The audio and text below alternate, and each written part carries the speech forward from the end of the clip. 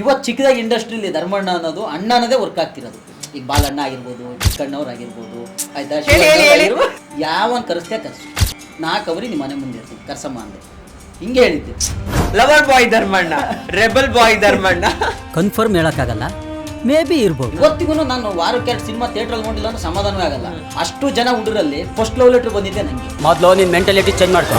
ಅಯ್ಯೋ ಭಯಂಕರ ಕಷ್ಟಪಟ್ಟಿದ್ದೀನಿ, ನಾನೆಲ್ಲ ರೈಲ್ವೆ ಸ್ಟೇಷನ್ ಮಂಕೊಂಡೆ, ಬಸ್ ಸ್ಟ್ಯಾಂಡ್ ಮಂಕೊಂಡೆ, ರೋಡ್ ಮಂಕೊಂಡಿನಿ. ಹೌದು ಗುರು, ಏನಕ್ಕೆ ಮಂಕೊಂಡಿದ್ಯಾ? ನೀನೇನು ಸಮಾಜ ಸೇವೆ ಮಾಡಕ್ಕೆ ಮಂಕೊಂಡಿಯಾ? ನಿನ್ನ ಗುರಿ ನೀನು ಸಾಧನೆ ಮಾಡಕ್ಕೆ ಮಂಕೊಂಡಿದ್ಯಾ? ಸೋಲು ಗೆಲುವಿನ ಮೆಟ್ಟಿಲು, ಬೀಳದಿದ್ದವನು ಎಂದು ಮೇಲೆದ್ದವನಲ್ಲ. ಆಶೀರ್ವಾದ ಮಾಡಿ, ಒಳ್ಳೇದಾಗ್ಲಿ ಅಂತ. ನಮಸ್ತೆ, ನಾನು ಅಂಕಿತಾ ಗೌಡ. ಸೆಲೆಬ್ರಿಟಿ ಪಾಡ್ಕಾಸ್ಟ್ಗೆ ನಿಮ್ಮೆಲ್ಲರಿಗೂ ಪ್ರೀತಿಯ ಸ್ವಾಗತ. ಇವತ್ತಿನ ನನ್ನ ಸೆಲೆಬ್ರಿಟಿ ಗೆಸ್ಟನ್ನು ನಾನು ಪರಿಚಯ ಮಾಡಿಕೊಡುವಂಥ ಸಮಯ. ನನ್ನ ಜೊತೆ ಇದ್ದಾರೆ ರಾಮ ರೇ ಇಂದ ರಾಜಯೋಗವರೆಗೂ ಬಂದು ನಿಂತಿರುವಂಥ ಧರ್ಮಣ್ಣ ಅವರು. ವೆಲ್ಕಮ್. Thank you. ನಮಸ್ಕಾರ. ನಮಸ್ಕಾರ ಧರ್ಮಣ್ಣ, ಹೆಂಗಿದ್ದೀರಾ? ಆರಾಮು, ಖುಷಿಯಾಗಿ ಆರಾಮಿದ್ದೀನಿ. ಯಾವಾಗಲೂ ಧರ್ಮಣ್ಣ ಅಂದ ತಕ್ಷಣ ನಂಗೆ ನೆನಪಾಗೋದು ಏನು ಗೊತ್ತಾ, ಒಂದು ಬ್ರಾಡ್ ಸ್ಮೈಲ್ ಇರುತ್ತೆ ಮುಖದಲ್ಲಿ. ಅದೇ ಪ್ರೀತಿ ಎಷ್ಟು ವರ್ಷದಿಂದ ನನಗೆ ಪರಿಚಯ. ರಾಮರೇ ಮುಗಿಸಿದ್ರು ಅವಾಗಷ್ಟೇ ಅನ್ಸುತ್ತೆ, 2017ರಿಂದ ಪರಿಚಯ. ಮೊದಲಿಗೆ ನನ್ನ ಪ್ರಶ್ನೆ ಏನಂದರೆ, ಈಗ ನಾನಾಗಲಿ ಅಥವಾ ನಿಮ್ಗೆ ಯಾರೇ ಸಿಗಲಿ ಧರ್ಮಣ್ಣ ಅಂತ ಪ್ರೀತಿಯಿಂದ ಮಾತಾಡಿಸ್ತೀವಿ. ಬಟ್ ಅದಕ್ಕೆ ಹೆಸರಲ್ಲೇ ಒಂದು ಅಣ್ಣ ಇರುವಾಗ ಬ್ಯೂಟಿಫುಲ್ ಹುಡುಗಿರು ಧರ್ಮಣ್ಣ ಅಂತ ಕರೆದಾಗ ಮನ್ಸಿಗೆ ಎಲ್ಲೋ ಒಂಚೂರು ಚುರುಕ್ ಅನ್ನೋದಿದೆಯಾ ಧರ್ಮಣ್ಣ? ಏನಿಲ್ಲ, ಅವೆಲ್ಲ ಏನು ಅನ್ಕೊಂಡಿಲ್ಲ. ಅನಿಸ್ತಿತ್ತು ಯಾವಾಗ ಅಂದರೆ, ನಾನು ಡಿಗ್ರಿಲಿ ಓದ್ಬೇಕಾರೆ ಅನ್ಸೋದು. ನಾನು ಫಸ್ಟ್ ಇಯರ್ ಡಿಗ್ರಿ ಬಂದಾಗ ನನ್ನ ಫ್ರೆಂಡ್ಸ್ ಎಲ್ಲ ಆಡ್ಕೊಳ್ಳೋರು ನನ್ನ ಅಂತಂದ್ರೆ, ಲೇ ಎಲ್ಲರೂ ಅಣ್ಣ ಅಂತ ಕರೆದ್ರೆ ನೀನು ಹೆಂಗೆ ಯಾರನ್ನು ಲವ್ ಮಾಡ್ತೀಯೋ, ಯಾರನ್ನು ಮದುವೆ ಆಗ್ತೀಯೋ ಅಂತೇಳಿ ನನ್ನ ಫ್ರೆಂಡ್ಸ್ ರೇಗ್ಸರು. ಅವಾಗ ಒಂದು ಟೈಮಲ್ಲಿ ಅನ್ಸೋದು, ಅಯ್ಯೋ ಹೌದಲ್ಲ ಎಲ್ಲ ಅಣ್ಣ ಅಂತಾರಲ್ಲ, ಏನು ಮಾಡೋದು ಇವಾಗ ಅಂತ. ಅಲ್ಲ, ನಮ್ಮ ಅಪ್ಪ ಹೆಸರಿಟ್ಟಿದ್ದೆ ಧರ್ಮಣ್ಣ. ಹೌದು, ಅವಾಗ ಏನಾಗುತ್ತೆ, ಈಗ ನಾನು ನನ್ನ ಮಗನಿಗೆ ಅವನ ಹೆಸರು ಶಶಾಂಕ್, ಆಯ್ತಾ, ನಾನು ಕರೆಯೋದು ಅವನಿಗೆ ಅಪ್ಪಾಜಿ ಅಂತ. ಅಪ್ಪಾಜಿ ಬಾಯಿ ಅದು ಕರೀತಾರೆ. ಈಗ ನಮ್ಮಪ್ಪನು ನಂಗೆ ಅಕ್ಕ. ಈಗ ನಾನು ದೊಡ್ಡ ಮಗಳಾಗಿರೋದ್ರಿಂದ ಊರ್ ಕಡೆ ಹಂಗೆ ಅಕ್ಕ ಅಮ್ಮ ಅಂತ ಕರೀತಾರೆ. ಮಮ್ಮಿ ಅಮ್ಮ ಅಂತಲೇ ಕರೆಯೋದು, ಅವ್ವ ಅಂತ ಕರೀತೀವಿ. ಅದು ಗೊತ್ತಿಲ್ಲ. ಆ ತರ ಹೆಸರಿಡ್ಬೇಕಾದ್ರೆ ಧರ್ಮ ಅಂತ ಇಟ್ಟಿದ್ದಾರೆ. ಆಕ್ಚುಲಿ ನನ್ನ ಹೆಸರು ಧರ್ಮ ಅಂತ ಬರೋಕೆ ಧರ್ಮಸ್ಥಳನೇ ಕಾರಣ. ಅಲ್ಲಿ ಹೇಳ್ಕೊಂಡ್ಮೇಲೆ ವೆರಿ ಸ್ಟ್ರಾಂಗ್ ಹೆಸರಿದ ಆಯ್ತು. ಧರ್ಮ ಅಂತ ಬರಕ್ ಧರ್ಮಸ್ಥಳ ಕಾರಣ. ಅದು ಆಮೇಲೆ ಚಿಕ್ಕ ಹುಡ್ರೆಲ್ಲ ಕರೀತಿದ್ರಲ್ಲ, ಏನು ಹೆಸರು ಅಂತ ಕೇಳಿದಾಗ ಧರ್ಮಣ್ಣ ಅಂತ ಹೇಳ್ಬಿಟ್ಟವ್ರೆ ಅಷ್ಟೇ. ಹಂಗಾಗಿ ಅದು ಧರ್ಮಣ್ಣ ಅಂತಲೇ ಕಂಟಿನ್ಯೂ ಆಯ್ತು. ನಾನು SLC ಇದ್ದಾಗ ಆ್ಯಕ್ಚುಲಿ ಒಂದ್ಸತಿ ಇದನ್ನ ಚೇಂಜ್ ಮಾಡಿಸ್ಬಿಡೋಣ ಅಂತ ಅಂದ್ಕೊಂಡಿದ್ದೀನಿ. ಆದರೆ SLC ಬೆಂಗಳೂರಿಗೆ ಬರ್ಬೇಕಲ್ಲ ಚೇಂಜ್ ಮಾಡ್ಸೋಕ್ಕೆ, ಬೋರ್ಡಿಗೆ ಬರ್ಬೇಕು ಅಂದರು. ನಮಗೆ ಬೆಂಗಳೂರು ಅಂದರೆ ಭಯ. ಇಲ್ಲ, ಅದ್ರ ತಾಲೂಕು ಆಫೀಸಲ್ಲೂ ಇಲ್ಲ, ಅವಾಗ ಇರಲಿಲ್ಲ. ಸೀದಾ ಬೋರ್ಡಿಗೆ ಬರ್ಬೇಕಿತ್ತು. SLC ಇದಕ್ಕೆ ಬಂದೇನೆ ಅಲ್ಲಿ ಎಲ್ಲ ಕೊಟ್ಟು ರೆಡಿ ಮಾಡಿಸ್ಬೇಕಿತ್ತು. ಅಷ್ಟೊಂದೆಲ್ಲ ಟೆನ್ಷನ್ ತಗೊಳ್ಳೋವಷ್ಟು ಅವಾಗ ನಾವು ಇದು ಇರಲಿಲ್ಲ, ಯೋಚನೆ ಶಕ್ತಿ ಇರಲಿಲ್ಲ. ಅವಾಗ ಡಿಗ್ರಿಗೆ ಬಂದಾಗ ಒಂದ್ಸತಿ ಯೋಚನೆ ಬಂತು. ಆದ್ರೆ ಏನಂತಂದ್ರೆ ಅಲ್ಲೇ ಕಟ್ಟಾಗಿ ಅದು ಬೇರೆ ಥರ ಟ್ರ್ಯಾಕಿಗೆ ಹೋಯ್ತು. ಏನಂತಂದ್ರೆ, ಅಷ್ಟು ಜನ ಹುಡುಗರಲ್ಲಿ ಫಸ್ಟ್ ಲವ್ ಲೆಟ್ರ್ ಬಂದಿದ್ದೆ ನನಗೆ. ಧರ್ಮಣ್ಣ ಈಗ ಟ್ರ್ಯಾಕಿಗೆ ಬರ್ತಾ ಇದ್ದಾರೆ ಧರ್ಮಣ್ಣ. ಆಮೇಲೆ ನಾನು ಆ ಥರದ್ದು ಒಂದು ಸಿನಿಮಾ ನೋಡಿದ್ದೆ, ಯಾವ್ದು ಗೊತ್ತಾ, ವಿಷ್ಣುವರ್ಧನ್ ದೇವಣ್ಣ ಅಂತ. ದೇವ ಅಂತ ಸಿನಿಮಾ, ಅದ್ರಲ್ಲಿ ದೇವಣ್ಣ ಅಂತ ಕರೀತಾರೆ, ಆಯ್ತಾ. ಅವಾಗ ನಮಗೆ ಪ್ರೌಡ್, ಓ ಧರ್ಮಣ್ಣ ಅನ್ನೋ ಥರ. ಆಮೇಲೆ ನಮ್ಮ ಶಿವಣ್ಣ ಸರು ಇವರೆಲ್ಲ ಸ್ಫೂರ್ತಿ ನಮಗೆ. ಧರ್ಮಣ್ಣ ನಾನು ಕೇಳಿದ ಒಂದು ಪ್ರಶ್ನೆಗೆ ನೋಡಿ ಅವ್ರಿಗೆ ಎಕ್ಸ್ಪ್ಲನೇಷನ್ ಹುಡ್ಕೊಂಡಿರೋ. ಶಿವಣ್ಣ ಅಂತ, ಶಿವಣ್ಣನೇ ಎಲ್ಲರ ಹತ್ರ ಶಿವಣ್ಣ ಅಂತ ಕರ್ಸ್ಕೊಳ್ಳುವಾಗ ಇಂಡಸ್ಟ್ರಿಗೆ ಬಂದು ವರ್ಷ ನಾನು ಹುಟ್ಟಿರೋದು. ಆದ್ರೆ ಏನಂತಂದ್ರೆ, ಒಂದು ಶಿವಣ್ಣ ಸರ್ ಮೇಲೆ ಒಂದು ಬೇಸರ ಮತ್ತೆ ಅಸೂಯೆ ಆಗೋದು ಏನಂತಂದ್ರೆ, ಅವ್ರು ಮಾತ್ರ ಹಂಗೆ ಇದ್ದಾರೆ. ನಾವೆಲ್ಲ ಬೆಳೆದು ದೊಡ್ಡವರಾಗಿ ಮದುವೆ ಆಗಿ ಮಕ್ಕಳಾಗಿ ನಮಗೆ ವಯಸ್ಸಾಯಿತು, ಶಿವಣ್ಣ ಸರಿಗೆ ಮಾತ್ರ ವಯಸ್ಸಾಗಿಲ್ಲ. ಅದೊಂದು ಅವ್ರು ನೋಡಿದಾಗ ಒಂದು ಸ್ಫೂರ್ತಿನೂ ಸಿಗುತ್ತೆ, ಹಂಗೆ ಒಂಚೂರು ಇದು ಆಗುತ್ತೆ ಅವ್ರ ಮೇಲೆ, ಹೊಟ್ಟೆ ಕಿಚ್ಚಾಗುತ್ತೆ. ಅದು ಎಲ್ರಿಗೂ ಆಗತ್ತೆ, ತುಂಬಾ ಜನ ಹುಡುಗಿರಿಗೆ ಆಗತ್ತೆ, ಹುಡುಗರಿಗೆ ಆಗತ್ತೆ. ಕೂಡ ಒಂದು ಸ್ಟೇಜ್ ಇದರಲ್ಲಿ ನಮ್ದು ಟ್ರೈಲರ್ ಲಾಂಚಿಗೆ ಬಂದಿದ್ರು, ಅವಾಗ್ಲೂ ಅದು ಇದೇ ಮಾತು ಹೇಳಿದೆ. ಅಂದ್ರೆ ಅವತ್ತು ಹೆಂಗಿದ್ದಾರೆ ಇವತ್ತಿಗೂ ಹಂಗೆ ಇದ್ದಾರೆ. ಅದೇ ಬಾಡಿ ಲ್ಯಾಂಗ್ವೇಜು, ಅದೇ ಎನರ್ಜಿ ಆ ಮುಖದಲ್ಲಿ ಇದೆ. ಸರಿ, ಈಗ ಒಂದು ನಂಗೆ curiosity question. First love letter ಬಂದಿದ್ದು ನನಗೆ ಅಂದ್ರಿ, ಏನು ಬರ್ತಿದ್ರ ಧರ್ಮಣ್ಣ ನೀವಂದ್ರೆ ನಂಗೆ ಇಷ್ಟ ಅಂತ ಬರ್ತಿದ್ರ, ಅಲ್ಲ ಅಣ್ಣ ಕಟ್ ಮಾಡಿ ಬರ್ತಿದ್ರ? ಅದು ಇವಾಗ ನೆನ್ಪು ಮಾಡ್ಕೋಬೇಕೇನಪ್ಪ. ಅದರಲ್ಲಿ ಏನೇನು ಬರ್ದಿತ್ತು ಅಂತ ನೆನಪಿತ್ತು, ಹೆಸ್ರೇನು ಬರ್ತಿದೆ ನೆನಪಿಲ್ಲಲ್ಲ. ಆಮೇಲೆ ನಮ್ಮ ಕಡೆಗೆ ಜಾಸ್ತಿ ಹೆಸರು ಬಳಸಲ್ಲ. ಈಗ ನಾವು ಇದಾದ್ರೂ ಕೂಡ ಗಂಡ ಹೆಂಡತಿ ನಾವು ಏನಿದ್ದೀವಿ, ನಾನು ಯಾವತ್ತೂ ನನ್ನ ಹೆಂಡತಿಗೆ ಹೆಸರಿಟ್ಟು ಕರೆಯಲ್ಲ. ನಾನು ಮೇಡಮ್ ಅಂತ ಕರೆಯೋದು ನನ್ನ ಹೆಂಡತಿಗೆ. ನನ್ನ ಹೆಂಡತಿ ಮೇಡಮ್ ಊಟ ಕೊಡಿ ಅಂತ ಕೇಳ್ತೀರಾ? ಮೇಡಮ್ ಬಂದಿಲ್ಲ ಅಂತ ಕರೆಯೋದು. ಫುಲ್ಲು ಜಾಸ್ತಿ ಪ್ರೀತಿ ಆದರೆ ಮಾತ್ರ ಕಾವ್ಯ, ಇಲ್ಲ ಅಂದರೆ ಇನ್ನೊಂದು ಪದ ಇದೆ, ಹಂಗೆ ಬೈತೀನಿ ಜಾಸ್ತಿ ಇದಾದರೆ. ಅವಳು ಅಷ್ಟೇ, ನನ್ನ ಹೆಸರಿಟ್ಟು ನಮ್ಮ ಇಡೀ ನಾನು ನೋಡಿದಂಗೆ ನಮ್ಮ ಕಡೆಗೆ ಯಾರೂ ಗಂಡಂದ್ರಿಗಾಗಲಿ ಹೆಂಡತಿಗಾಗಲಿ ಜಾಸ್ತಿ ಹೆಸರಿಟ್ಟು ಕರೆಯಲ್ಲ. ಅವ್ರೇನ್ ಕರೀತಾರೆ ಏನು ಅಂದ್ರೆ ಫಸ್ಟ್ ಮಾಮ ಅಂತ ಕರೆಯಲ್ಲ ನನ್ನ ಹೆಂಡತಿ, ಈಗ ರೀ ಅಂತ ಕರೀತಾರೆ. ಪ್ರಾಪರ್ ಹಳ್ಳಿ ಲವ್ ಸ್ಟೋರಿ ಇದು, ಹಳ್ಳಿ ಜೋಡಿ. ಬಟ್ ನಂಗೆ ತುಂಬಾ ಖುಷಿ ಆಗುತ್ತೆ. ಈಗ ಆಲ್ರೆಡಿ ಇಬ್ರು ಮಕ್ಕಳು ಕೂಡ ಇದ್ದಾರೆ, ಹೆಣ್ಮಗು ಆಗಿದೆ. ಸೊ ಧರ್ಮಣ್ಣನ ಒಂಥರ ನಮ್ಮ ಸಂಸಾರ ಆನಂದ ಸಾಗರ 100%. ಅದ್ರಾಗ ನಾನು ನಮ್ಮ ಫ್ಯಾಮಿಲಿ ಫ್ರೆಂಡ್ಸು ಆ ವಿಚಾರಕ್ಕೆ ಬಂದರೆ ಕೆಲಸ, ನಾನು ಆ್ಯಕ್ಚುಲಿ ಲಕ್ಕಿ, ಪುಣ್ಯವಂತ. ಆ ವಿಚಾರದಲ್ಲಿ ಭಯಂಕರ ಪುಣ್ಯವಂತ. ಅಂದರೆ ಅಷ್ಟೇ ಕಷ್ಟಪಟ್ಟಿದ್ದೀವಿ. ಚಿಕ್ಕದ್ರಲ್ಲಿ ನಾನು ಮಾಡ್ಲಿಕ್ಕೆ ಕೆಲಸವೇ ಇಲ್ಲ, ಅಷ್ಟು ಕಷ್ಟಪಟ್ಟಿದ್ದೀವಿ. ಅಂದರೆ ನಮ್ಮ ಅಮ್ಮರ ಜೊತೆಗೆ ಹುಲ್ಲೂರೆ ಅವಾಗ ಹಸಿ ಹುಲ್ಲು ಬರೋದು 2.5 ರೂಪಾಯಿ. ನಮ್ಮ ಅಮ್ಮರಿಗೆಲ್ಲ 4 ರೂಪಾಯಿ 5 ರೂಪಾಯಿ ಕೊಡೋರು ಒಂದು ಹೊರೆ ಹುಲ್ಲು ಕೊಯ್ಕೊಂಬಂದ್ರೆ 3 ಕಿಲೋಮೀಟ್ರ್ 4 ಕಿಲೋಮೀಟ್ರ್. ನಮಗೆಲ್ಲ 1.5 8 ಆಡಿ ಹಿಂಗೆ ಕೊಡ ನಾವು ವಿಶೇಷ ತರ್ತಿದ್ವಲ್ಲ. ಬಟ್ ಅದಕ್ಕೆ ಎಕ್ಸೈಟ್ಮೆಂಟ್ ಇರೋದು ಅಲ್ಲ, ಅದ್ರ ಖುಷಿ ಇದೆ. ಹೌದು. ಆಮೇಲೆ ನಾವು ಏನು ಕಷ್ಟಪಟ್ಟು ಕೆಲಸ ಮಾಡಿದ್ದೀವಿ. ನಾವು ಸ್ಕೂಲಿಗೆ ಹೋಗ್ಬೇಕಾದ್ರು ಕೆಲಸ ಮಾಡಿದ್ದೀವಿ. ಆಮೇಲೆ ಎಂಥದ್ದು ಟೊಮಟೊ ಹಣ್ಣಿಲ್ಲಿ ಅಮಲಿ ಮಾಡೋಕ್ಕೆಲ್ಲ ಬಂದಿದ್ವಿ. ಕೋಲಾರದಲ್ಲಿ ಹೈಯೆಸ್ಟು ಟೊಮೊಟೊ ಮಾರ್ಕೆಟ್ ಇರೋದು ಕೋಲಾರ. ಅಲ್ಲೆಲ್ಲ ನಾವು ಬೇಸಿಗೆ ರಜಾ ಬಂದು 2 ತಿಂಗಳು ಇಲ್ಲೆಲ್ಲ ಬಂದು ಅಮಲಿ ಮಾಡಿದ್ದೀವಿ, ಪೇಪರ್ ಹಾಕಿದ್ದೀವಿ, ಆಮೇಲೆ ಗಾರೆ ಕೆಲಸ ಮಾಡಿದ್ದೀವಿ, ಕ್ಲಬ್ಬಲ್ಲಿ ಕೆಲಸ ಮಾಡಿದ್ದೀನಿ 1-2 ವರ್ಷ, ಕೃಷಿ ಮಾಡಿದ್ದೀವಿ, ಹೂ ಬೆಳೆದಿದ್ದೀವಿ, ತೋಟ ಕಾದಿದ್ದೀವಿ 1-4-5 ವರ್ಷ, ಎಲ್ಲ ಮಾಡಿದ್ದೀವಿ.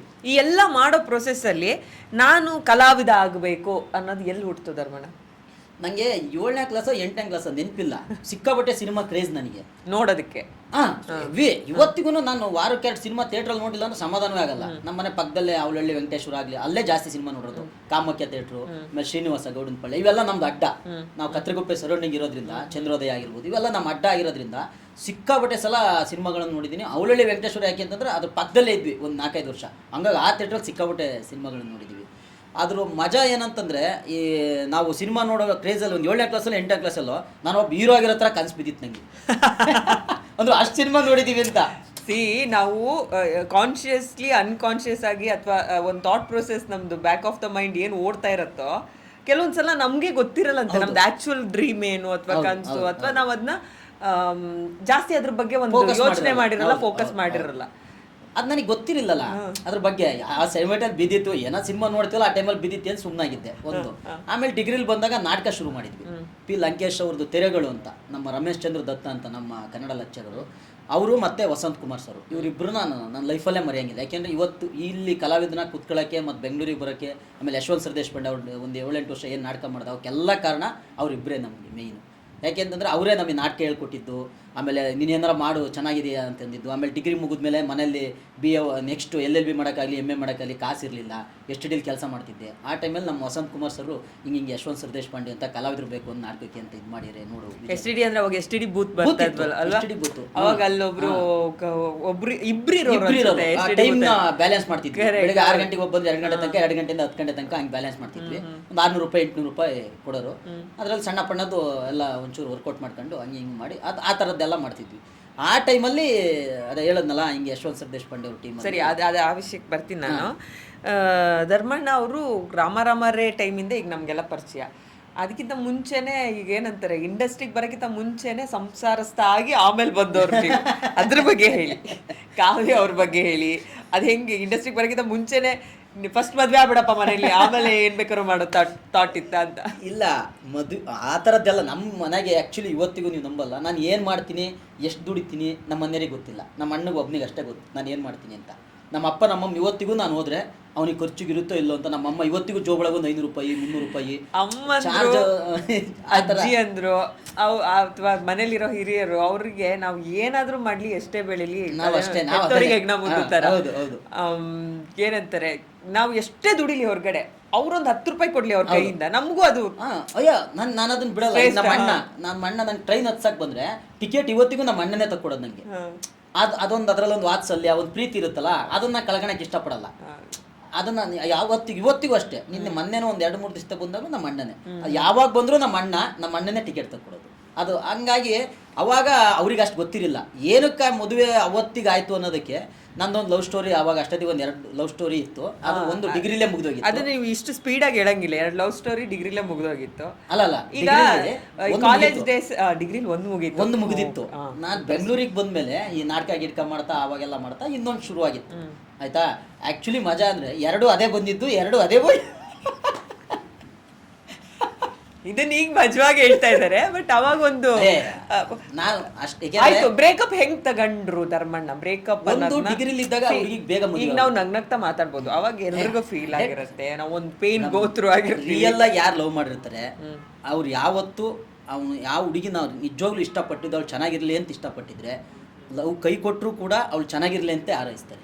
ಹುಡುಗರಿಗಿರೋ ಸ್ಟ್ರೆಂತ್ ಅದು, ವೀಕ್ನೆಸ್ಸು ಅದೇನೆ. ಆಯಿತಾ, ನನಗೆ ಯಾವತ್ತೂ ಅನಿಸಿಲ್ಲ, ನಾನು ಯಾವತ್ತೂ ಯಾರಿಗೇ ಆಗಲಿ, ನನ್ನ ಎನಿಮಿಗಳಿಗಾಗಲಿ ನಾನು ಯಾವತ್ತೂ ಕೆಟ್ಟದ್ದು ಬಯಸ್ಬೇಕು ನಂಗೆ ಯಾವತ್ತೂ ಅನಿಸಿಲ್ಲ. ಯಾಕೆಂದರೆ ಅದು ನಾನು ಹಂಗೆ ಬೆಳೆದಿರೋ ರೀತಿ, ಆಮೇಲೆ ನಾನು ಕಷ್ಟಪಟ್ಟಿರೋ ರೀತಿ, ಆ ಕಷ್ಟಗಳು, ಆ ಏರು ಪೇರು ಅವತ್ತು ತುಂಬ ನೋಡ್ಬಿಟ್ಟಿದ್ದೀನಿ. ಹಂಗಾಗಿ ಸಿಕ್ಕಾಪಟ್ಟೆ ಹತ್ತಿದ್ದೀನಿ ಒಬ್ಬೊಬ್ಬನೇ. ನಂದು ಏನಂತಂದರೆ ಕಾಮಿಡಿ ತಮಾಷೆನ ಎಲ್ಲರ ತಕ್ಕೂ ಹಂಚ್ಕೊಂಡು ಎಲ್ಲರ ತಕ್ಕ ಬೆರೆದು ಆ ಥರ ಖುಷಿನ ಹಂಚೋಕ್ಕೆ ಇಷ್ಟಪಡ್ತೀನಿ, ದುಃಖನ ಹಂಚೋಕ್ಕೆ ಇಷ್ಟಪಡಲ್ಲ. ಅದು ನಾನು ಒಬ್ಬನೇ ಅನುಭವಿಸ್ತೀನಿ. ನಂದು ಆ ಥರ ಮೆಂಟಾಲಿಟಿ. ಆ್ಯಕ್ಚುಲಿ ಎಲ್ಲರಿಗೂ ಧರ್ಮಣ್ಣ ನಗ್ಸೋ ಧರ್ಮಣ್ಣ ಗೊತ್ತೇನೆ, ಆಯ್ತಾ, ಒಳಗಿರೋ ಎಮೋಷನಲ್ ಧರ್ಮಣ್ಣ ಯಾರಿಗೂ ಗೊತ್ತಿಲ್ಲ. ಎಕ್ಸಾಕ್ಟ್ಲಿ, ಅದು ಎಲ್ಲರೂ ಜೀವನದಲ್ಲೂ ಆ ಥರದ್ದು ಒಂದಿರುತ್ತೆ. ಅಂದರೆ ನಾವು ಪ್ರೊಫೆಷನಲ್ ಸ್ಪೇಸಲ್ಲಿ ಒಂಥರ ಇರ್ತೀವಿ, ಮನೆಯವ್ರ ಜೊತೆ ಒಂಥರ ಇರ್ತೀವಿ, ಮನೆಯವ್ರಿಗೂ ತೋರಿಸ್ಕೊಳ್ದೆ ಇಲ್ಲಿಗೂ ತೋರಿಸ್ಕೊಳ್ದೆ ಒಂದು ಸ್ಪೇಸ್ ಇರುತ್ತೆ. ನಮ್ಮ ಪೇನು ಅಥವಾ ನಮ್ಗೇನೋ ಬೇಜಾರು ಅಥವಾ ನಮ್ಮ ಖುಷಿ, ನಮ್ಮ ಡ್ರೀಮ್ಸು ಎಲ್ಲ ಅಲ್ಲೊಂದಷ್ಟು ಓಡ್ತಾ ಇರುತ್ತೆ. ಅಂದ್ರೆ ಈಗ ಅವರು ನಮಗೆ ಕಳಿಸಿರ್ತಾರೆ, ಇಷ್ಟೆಲ್ಲ ಹೇಳ್ಬಿಟ್ರೆ ಇಷ್ಟೆಲ್ಲ ಕಷ್ಟಗಳ ನಡುವೆ ನೀನು ಇರ್ಬೇಕಾ ಬಾ ಅಂದ್ಬಿಡ್ತಾರೆ. ಈಗ ಮನೆಯವರು ನಮ್ಮನ್ನ ಭಯಂಕರ, ನಮ್ಮ ಅಪ್ಪ ನಮ್ಮಮ್ಮ ನಮಗೆ ಹಳ್ಳಿ ಕಡೆಯವರು ಅನ್ಬೋದು, ಬಟ್ ಅವ್ರಿಗೆ ಇಲ್ಲೇ ನನ್ನ ಮಗಂಗ್ ನಾನು ಸ್ವರ್ಗ ಸುಖ ಕೊಡ್ತೀನಿ, ನಾನು ನೆಮ್ಮದಿಯಾಗಿರೋಣ, ಅಲ್ಲೋಗಿ ಯಾಕೆ ಯಾರ ಕೈ ಕೇಳ್ಬೇಕು, ಈ ತರ ಥಾಟ್ ಪ್ರೊಸೆಸ್. ಹೌದು, ಖಂಡಿತ. ಹಂಗಾಗಿ ನಾನು ಅದು ಏನಂತಂದ್ರೆ ಕೆಲವೊಂದು ವಿಚಾರ ಅವ್ರು, ಆಮೇಲೆ ಈ ಫೀಲ್ಡೇ ವಸ್ತು, ನಮ್ಮ ಫ್ಯಾಮಿಲಿಗಾಗಲಿ ನಮ್ಮ ಊರಿಗಾಗಲಿ ಈ ಫೀಲ್ಡೇ ವಸ್ತು. ಆ್ಯಕ್ಚುಲಿ ನಾನು ಸತ್ಯ ನಟ ಏನಿದ್ವಿ 3 ಜನ ಆ್ಯಕ್ಚುಲಿ ಕ್ಲಾಸ್ಮೇಟ್ಸು, ಅಷ್ಟು ಟೈಮಲ್ಲಿ ಬಂದರು. ನಾವೇ ಫಸ್ಟು ಕಡೂರಲ್ಲಿ ಏನಾರು ಸಿನಿಮಾ ಫೀಲ್ಡಲ್ಲಿ ಏನಾರು ಮಾಡಿ ಈ ಥರದೊಂದು ಚಿಕ್ಕದಾಗಿ ಹೆಸರು ಮಾಡಿದ್ವಿ ಅಂದರೆ ನಾವೇನೆ. ಹಂಗಾಗ್ಬಿಟ್ಟು ನಮಗೆ ಅದು ಹೊಸ ಫೀಲ್ಡು, ಏನೂ ಗೊತ್ತಿಲ್ಲ ಫೀಲ್ಡಾಗಿ ಬಂದಾಗ ನಿಮಗೆ ಸ್ಟ್ರಗಲ್ ಆಗೇ ಆಗುತ್ತೆ, ಕಷ್ಟ ಬಂದೇ ಬರುತ್ತೆ. ಏನಾರು ಮಾಡಬೇಕು ಅಂದ್ರೆ ಅವೆಲ್ಲ ಕಾಮನ್ನು. ಅದೇನು ಅಯ್ಯೋ ಭಯಂಕರ ಕಷ್ಟಪಟ್ಟಿದ್ದೀನಿ, ನಾನೆಲ್ಲ ರೈಲ್ವೆ ಸ್ಟೇಷನ್ ಮಂಕೊಂಡೆ, ಬಸ್ ಸ್ಟ್ಯಾಂಡ್ ಮಂಕೊಂಡೆ, ರೋಡ್ ಮಂಕೊಂಡಿನಿ. ಹೌದು ಗುರು, ಏನಕ್ಕೆ ಮಂಕೊಂಡಿದ್ಯಾ? ನೀನೇನು ಸಮಾಜ ಸೇವೆ ಮಾಡೋಕೆ ಮಂಕೊಂಡಿದ್ಯಾ? ನಿನ್ನ ಗುರಿ ನೀನು ಸಾಧನೆ ಮಾಡೋಕೆ ಮಂಕೊಂಡಿದ್ಯಾ? ಹಂಗಾಗಿ ಅದೇನು ಭಯಂಕರ ಕಷ್ಟ ಅಂತ ನಾನು ಯಾರಿಗೆ ಹೇಳ್ಕೊಳ್ಳಲ್ಲ. ಅಂದರೆ ನೀವು ಪಡ್ಲೇಬೇಕು ಕಷ್ಟನ. ನಾವೇನು ಲಕ್ಪತಿ ಮಕ್ಕಳಲ್ಲ. ಎಸ್ಪೆಷಲಿ ಈ ಫೀಲ್ಡ್ ಅಲ್ಲಿ ಒಂಚೂರು ಜಾಸ್ತಿ ಇರುತ್ತೆ, ಮತ್ತೆ ತುಂಬಾ ಅನ್ಸ್ಟೇಬಲ್. ಈಗ ಒಂದು ನಾರ್ಮಲ್ ಕೆಲ್ಸಕ್ಕೆ ಸೇರ್ಕೊಂಡ್ರೆ ಇಷ್ಟು ಸಂಬಳ ಬರುತ್ತೆ, ಗ್ಯಾರಂಟಿ, ಇಷ್ಟು ರಜಾ ಇರುತ್ತೆ, ಗ್ಯಾರಂಟಿ. ಕಮ್ಮಿನೇ ಆಗ್ಲಿ ಜಾಸ್ತಿನೇ ಆಗ್ಲಿ, ಸಿನಿಮಾ ಇಂಡಸ್ಟ್ರಿ ಅಂತ ಬಂದಾಗ ಅಥವಾ ಕಲಾವಿದ ಅಂತ ಬಂದಾಗ ಇಲ್ಲಿ ನಮ್ಗೆ ಗೊತ್ತಿರಲ್ಲ ನಾವೇನ್ ಮಾಡ್ತಾ ಇಲ್ಲ. ಇವಾಗಲೂ ನನ್ನ ಫ್ರೆಂಡ್ಸೇ ನನ್ನ ಜೊತೆ ನಾಟಕ ಮಾಡಿದ್ರು, ನಮ್ಮ ಜೊತೆ ನಾವು ನಾಟಕ ಮಾಡ್ಬೇಕಾದ್ರೆ ಒಂದಿಷ್ಟು ಜನ ಬೇರೆ ಬೇರೆ ಕಡೆ, ಈಗ ರವೀಂದ್ರ ಕಲಾಕ್ಷೇತ್ರ ಆಗಲಿ, ರಂಗಶಂಕರ ಆಗಲಿ, ಎಡಿಯ ರಂಗಮಂದಿರ ಆಗಲಿ, ಇಲ್ಲೆಲ್ಲ ಕೆಲಸ ಮಾಡಿದ್ರು. ಇವತ್ತಿಗೂ 40, 42, 45 ಏಜು, ಇನ್ನೂ ಮದುವೆ ಆಗಿಲ್ಲ. ಆಯಿತಾ, ಇನ್ನೂ ಬಾಡಿಗೆ ಮನೇಲಿ ಹಂಗೆ ಒದ್ದಾಟ ಮಾಡ್ತಿದ್ದಾರೆ. ಇನ್ನೇನು ಅವರು ಲೈಫಲ್ಲಿ ಸ್ಟಡಿಯಾಗಿ ನಿಂತ್ಕೊಳ್ಳೋಕೆ ಸಾಧ್ಯ? ಆ ಥರದ್ದು ನಾವು ನೋಡಿದ್ದೀವಿ. ಇದು ಎಲ್ಲ ನೋಡಿದ್ರು ಕೂಡ ನಮಗೆ ಅದೇನಂತಂದ್ರೆ ಇದೊಂಥರ ಹೆಂಗೆ ಹೇಳ್ತಾರೆ ಅದನ್ನ, ಬಿಟ್ಟು ಬಿಡದ ಮಾಯೆ ಥರ. ನಾನು ಅದಕ್ಕೆ ಒಂದು ಚಿಕ್ಕಣ್ಣ ಇದ್ರಲ್ಲಿ ಒಂದ್ಸತಿ ಹೇಳಿದ್ದೆ. ಆ್ಯಕ್ಚುಲಿ ಅದಕ್ಕೆ ಹೋಲಿಸ್ತೀವಿ ಹೇಳಿ ಪರವಾಗಿಲ್ಲ, ಹೇಳಿ. ನಮ್ಮ ಪ್ಲಾಟ್ಫಾರ್ಮಲ್ಲಿ ಅಂತ ಕಂಟೆಂಟ್ಗಳು ಬರ್ಬೇಕು. ಅದೇ ಒಂಥರ ಇದು ಹೆಂಗೆ ಅಂದ್ರೆ ಒಂದು ಸತಿ ಹತ್ಕೊಂಡ್ರೆ ಏಡ್ಸ್ ರೋಗ ಇದ್ದಂಗೆ, ಸಾಯೋವರೆಗೂ ನಮ್ಮ ಜೊತೆಗಿರುತ್ತೆ ಹೊರತು ಬಿಟ್ಟು ಹೋಗಲ್ಲ. ಚಿಕ್ಕಣ್ಣ ಕರೆಕ್ಟ್ ಆಗಿ ಹೇಳಿದಾರೆ. ಚಿಕ್ಕಣ್ಣ ಏನಕ್ಕೆ ಕಂಪೇರ್ ಮಾಡ್ತಿದ್ದೀರಾ ಇದನ್ನ? ಅಂದ್ರೆ ನೀವು ರೋಗ ನೋಡ್ಬಾರ್ದು, ಗೊತ್ತಾಯ್ತು. ಅದ್ರ ಹಿಂದ್ಗಡೆ ಇರೋ ಅಂತಂದ್ರೆ ಒಂದ್ಸತಿ. ಆಮೇಲೆ ಎಷ್ಟೋ ಜನ ಇವನ್ ನಾನು ನನ್ನ ಸುತ್ತಲೂ ಇರೋರ್ನ ನಾನು ನೋಡಿದ್ದೀನಿ, ಒಂದು ಡಿಸಿಷನ್ ತೊಗೊಂಡ್ಬಿಡ್ತಾರಪ್ಪ, ಇಲ್ಲಿ ಏನೋ ನಂಗೆ ಆಗ್ತಾ ಇಲ್ಲ, ಬೇಡ ನನಗಿದು, ಇನ್ಮೇಲೆ ನಾನು ಮಾಡಲ್ಲ, ನಾನೇನೋ ಬೇರೆ ಮಾಡ್ತೀನಿ ಅಂತ. 10 ದಿನ, 1 ತಿಂಗಳು, ಅಷ್ಟೇ ಮ್ಯಾಕ್ಸಿಮಮ್ 2 ತಿಂಗಳು, 8-9 ವರ್ಷ ಮಾಡ್ಲಿ ಮತ್ತೆ ವಾಪಸ್ ಬಂದಿರೋರು ಇದ್ದಾರೆ ನನ್ನ ಹತ್ರ ಇದ್ದಾರೆ. ಎಷ್ಟೋ ಜನ ಡಾಕ್ಟ್ರುಗಳು, ಆಯ್ತಾ, ಇಂಜಿನಿಯರ್ಗಳು, ಬೇರೆ ಬೇರೆ ಕೆಲಸ ಮಾಡೋರು, ರಿಯಲ್ ಎಸ್ಟೇಟ್ ಮಾಡೋರು, ಎಲ್ಲರಿಗೂ ನನ್ನ ಟಚ್ಚಲ್ಲಿ ಇದ್ದಾರೆ. ಏನಕ್ಕೆ ಅವರೆಲ್ಲ ಟಚ್ ಆಗ್ತಾರೆ ನಿಮಗೆ ಅಂತಂದ್ರೆ, ಅವಾಗಿದ್ದಿದ್ದು ಕನಸು ಏನಾರು ಒಂಚೂರು ಧರ್ಮಣ್ಣನ ಜೊತೆಗೆ ಒಂದ್ಸರಿ ಸೇರ್ಕೊಂಡು ಏನಾರು ಮಾಡ್ಬಿಡಂತಡಿ, ಒಂದು ಅದ್ರಾಗ ಪಾಠ ಕೊಡ್ತಾನೆ, ಏನಾರು ಅವ್ನಿಗೆ ಒಂದು ಸಹಾಯ ಮಾಡೋಣ, ಏನೋ ಒಂದು ಮಾಡೋಣ ಅನ್ನೋ ಇದಿದೆಯಲ್ಲ, ಅದು ನಾನು ಹೇಳಿದ್ನಲ್ಲ, ಅದಕ್ಕೇನೆ ಸಹಾಯವರೆಗೂ ಹೋಗಲ್ಲ, ಅದು ಆಯ್ತು ವಾಪಸ್ ಬರ್ತಾರೆ ಅವರು. ಈಗ 2 ಫೇಲ್ಯೂರ್ ಆಯ್ತು, ಡಿಗ್ರಿಲಿ 1 ಲವ್ ಫೇಲ್ಯೂರ್ ಆಯ್ತು. ಆಮೇಲೆ ಈಗ ಅದೇ ಹತ್ತತ್ರ 2014ರಲ್ಲಿ ನನ್ನ ಮದುವೆಗಿನ್ನ ಒಂದು 2-3 ತಿಂಗಳು ಮುಂಚೆ ಅವಳಿಗೆ ಇನ್ನೊಂದು ಹುಡುಗಿಗೆ ಎಂಗೇಜ್ಮೆಂಟ್ ಆಗೋಯ್ತು. ಅಂದ್ರೆ ಬ್ರೇಕಪ್ ಆಗಿತ್ತು ಅಂದ್ರೆ ಬ್ರೇಕಪ್ ಆಗಿತ್ತೆ ಎಂಗೇಜ್ಮೆಂಟ್ ಇಂದ. ಅವ್ರ ಅಮ್ಮಗೆ ಗೌರ್ಮೆಂಟ್ ಏನೋ ಕೆಲಸ ಬೇಕಿತ್ತು, ಆ ಥರದ್ದೇನೋ. ನಾನು ಇಲ್ಲಮ್ಮ, ಹಂಗೆ ಗೌರ್ಮೆಂಟ್ ಕೆಲಸ ಎಲ್ಲ ಹೋಗಲ್ಲ, ಈ ಥರದ್ದು ಫೀಲ್ಡು ಅಂತ, ಹಂಗಿದ್ರೆ ಕೊಡಲ್ಲ ನಾವು, ಹಂಗೆ ಹಿಂಗೆ ಅಂತ. ಆಮೇಲೆ ಒಂದ್ಸತಿ ಅವಳು ಮಗಳಿಗೆ ಕಾಲ್ ಮಾಡಿ ಕೇಳ್ಕೋಬೇಕಲ್ಲ ಒಂದ್ಸತಿ. ಆವಾಗ ಅವರಮ್ಮ ನಮ್ಮ ಹತ್ರ ರಾಂಗಾಗಿ ಮಾತಾಡ್ಬಿಡ್ತು, ನಿಂಗೆ ಹಂಗೆ ಮಾಡ್ತೀನಿ ಹಿಂಗೆ ಮಾಡ್ತೀನಿ ಅಂತ. ನಾವು ಪಕ್ಕ ಲೋಕಲ್ಲೇ ನೋಡೋಕೆ ಹಂಗಿದ್ದೀವಿ, ನಾವು ಬೆಳೆದಿದ್ದೆಲ್ಲ ನಾವು ಭಯಂಕರನೇ. ನಾನು ಬೆಂಗಳೂರಿಗೆ ಬಂದರೆ ಮಾತ್ರ ನನ್ನ ಬಾಯಲ್ಲಿ ಒಂದೂ ಸಂಸ್ಕೃತ ಬರೋಲ್ಲ. ಕಡೂರಿಗೆ ಕಾಲು ಹಿಡ್ತಿದ್ದಂಗೆ ಫಸ್ಟ್ ಶುರು ಮಾಡಿದೆ ನನ್ನ ಫ್ರೆಂಡಿಂದ.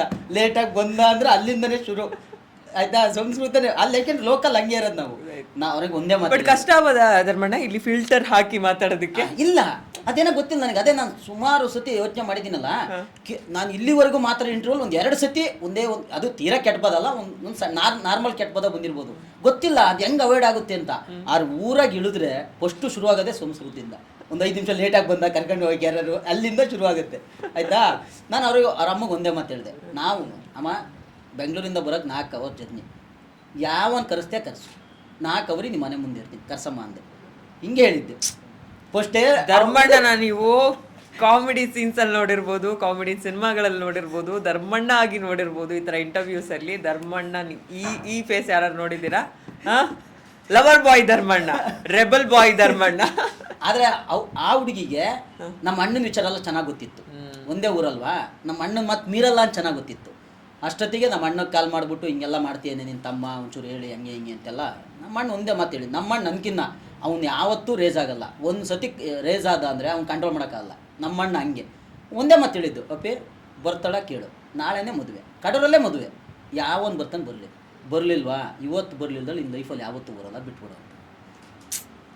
ಆ ಪಾಯಿಂಟ್ ನನಗೆ ತುಂಬ ಕನೆಕ್ಟ್. ಆಮೇಲೆ ಇಂಥ ಟೈಮಲ್ಲಿ ಫ್ಯಾಮಿಲಿ ಒಂದು ಜೊತೆಯಲ್ಲಿ ಅರ್ಥ ಮಾಡ್ಕೊಂಡು ನಿಂತ್ಕೊಳ್ಳೋದಿದೆಯಲ್ಲ, ಈ ಜೀವನದಲ್ಲಿ ಅದು ಕರಿಯರ್ ಆಗಲಿ ಅಥವಾ ನಮ್ಮದು ಲವ್ ಆಗಲಿ ಅಥವಾ ನಮ್ದು ಏನೋ ಒಂದು ಏರಿಳಿತಗಳಿದ್ದಾಗ ನಾವು ಅನ್ಕೋತೀವಿ, ಎಷ್ಟೋ ಸಲ ನಾವು ಅನ್ಕೋತೀವಿ ನಮ್ಮ ಫ್ಯಾಮಿಲಿಗೆ ಅರ್ಥ ಆಗುತ್ತೆ, ಈಗ ನಮ್ಮ ಅಪ್ಪ ಅಮ್ಮಂದಿರಿಗೆ ಅರ್ಥ ಆಗುತ್ತಾ ಅಥವಾ ನಮ್ಮ ಅಕ್ಕ ತಂಗಿ ಅಣ್ಣ ತಮ್ಮಂಗೆ ಅರ್ಥ ಆಗುತ್ತಂತ. ಬಟ್ ತುಂಬಾ ಮಿರಾಕಲ್ ರೀತಿಲಿ ನಾವು ಯಾರು ನಮ್ಮನ್ನ ಅರ್ಥ ಮಾಡ್ಕೋತಾರೋ ಇಲ್ವೋ ಅಂತ ಹೆಸಿಟೇಟ್ ಮಾಡ್ತಾ ಇರ್ತೀವಿ, ಅವರೇ ಬಿಗ್ಗೆಸ್ಟ್ ಸಪೋರ್ಟ್ ಆಗಿ ನಿಂತ್ಕೋತಾರೆ. ನಮ್ಕಿಂತ ಚೆನ್ನಾಗಿ ಅರ್ಥ ಆಗಿರುತ್ತೆ.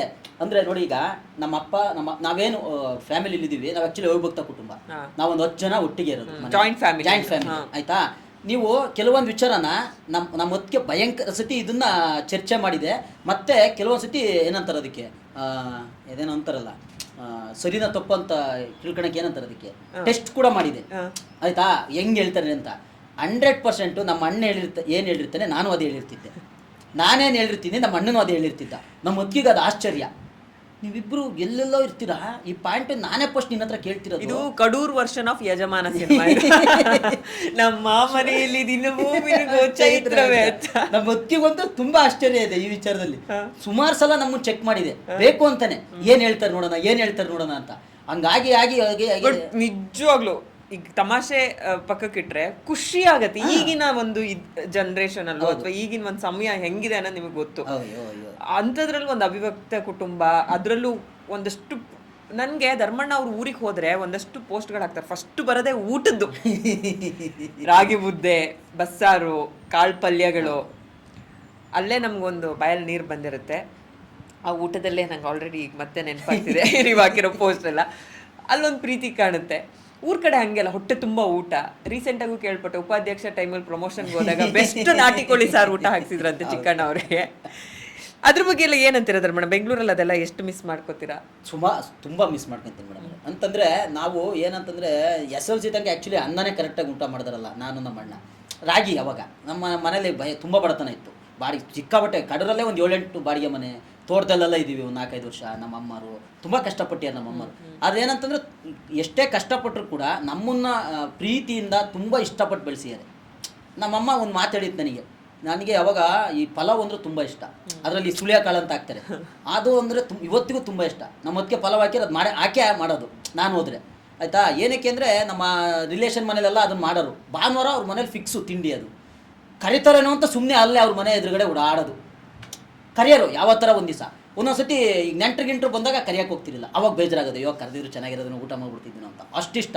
ಒಂದು ಸತಿ ನಮ್ಮ ಅಮ್ಮಂಗೆ ಹೋಗ್ಬಿಟ್ಟು, ನಾನು ಚಿಕ್ಕ ಹುಡ್ರಲ್ಲ ಅವಾಗೆಲ್ಲ ಗೊತ್ತಾಗ್ತಿರ್ಲಿಲ್ಲ ನಮಗೆ, ಹೋಗ್ಬಿಟ್ಟು ಬೈದುಬಿಟ್ಟೆ. ಅವ್ರ ಮನೇಲೆಲ್ಲ ಪಲಾವು ಚಿತ್ರಾನ್ನ ಅದು ಇದು ಮಾಡ್ತಾರೆ, ನೀನು ಬರೀ ಮುದ್ದೆ ಮಾಡ್ತೀಯಾ ಹಂಗೆ ಹಿಂಗೆ ಅಂತೇಳಿ. ನಮ್ಮ ಅಮ್ಮ ಒಂದು ಮಾತು ಹೇಳಿತ್ತು ಅವತ್ತೇ ಲಾಸ್ಟ್. ನಾನು ನಮ್ಮ ಅಮ್ಮನ ಹತ್ರ ಕೇಳದೆ ಬಿಟ್ಬಿಟ್ಟೆ, ಅನ್ನ ಮಾಡು ಇದನ್ನು ಮಾಡು ಅಂತ.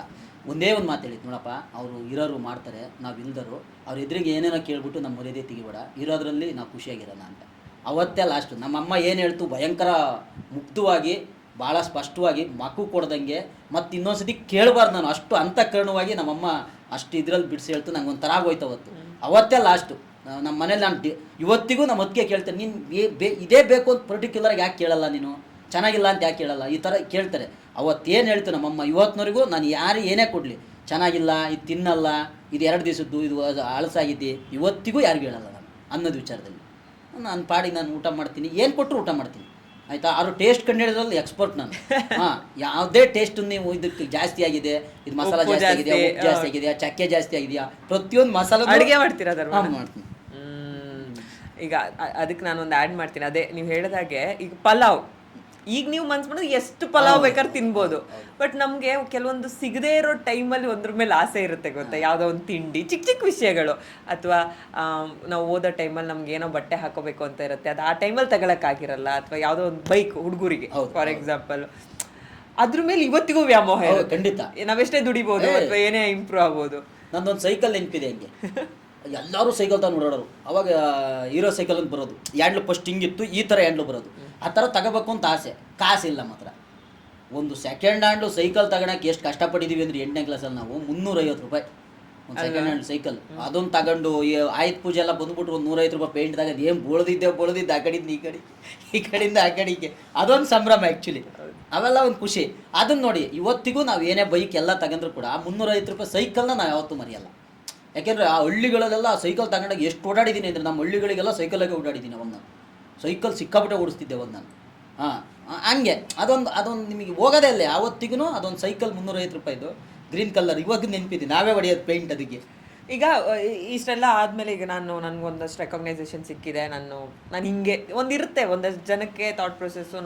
ನಾನೀಗ ಧರ್ಮಣ್ಣ, ನನಗೊಂದು ಹೆಸರಿದೆ, ನಾನು ಈ ಕೆಲಸ ಮಾಡಬಾರ್ದು, ಅಥವಾ ಊರಿಗೆ ಹೋದರೆ ನಾನು ಹಿಂಗೆ ಇರಬೇಕು, ಹಿಂಗೆಲ್ಲ ನಿಮಗೆ ಬರಲೇ ಇಲ್ಲ. ನಾನು ಅಬ್ಸರ್ವ್ ಮಾಡಿರೋ ಧರ್ಮಣ್ಣದಲ್ಲಿ ಅಲ್ಲಿ ಹೋಗಿ ಮೂಟೆ ಎತ್ತೋದ್ರಿಂದ ಹಿಡಿದು ಮನೆಯವರಿಗೆ ಕೆಲಸ ಮಾಡ್ಕೊಡೋದ್ರಿಂದ ಹಿಡಿದು ಆ ಒಂದು ಇನೋಸೆನ್ಸ್ ಅಥವಾ ಅದೊಂದು ಇದೆ ಗೊತ್ತಾ ನಿಮ್ಮ ಬಿಹೇವಿಯರಲ್ಲಿ, ಅದೇ ಹೈಲೈಟು.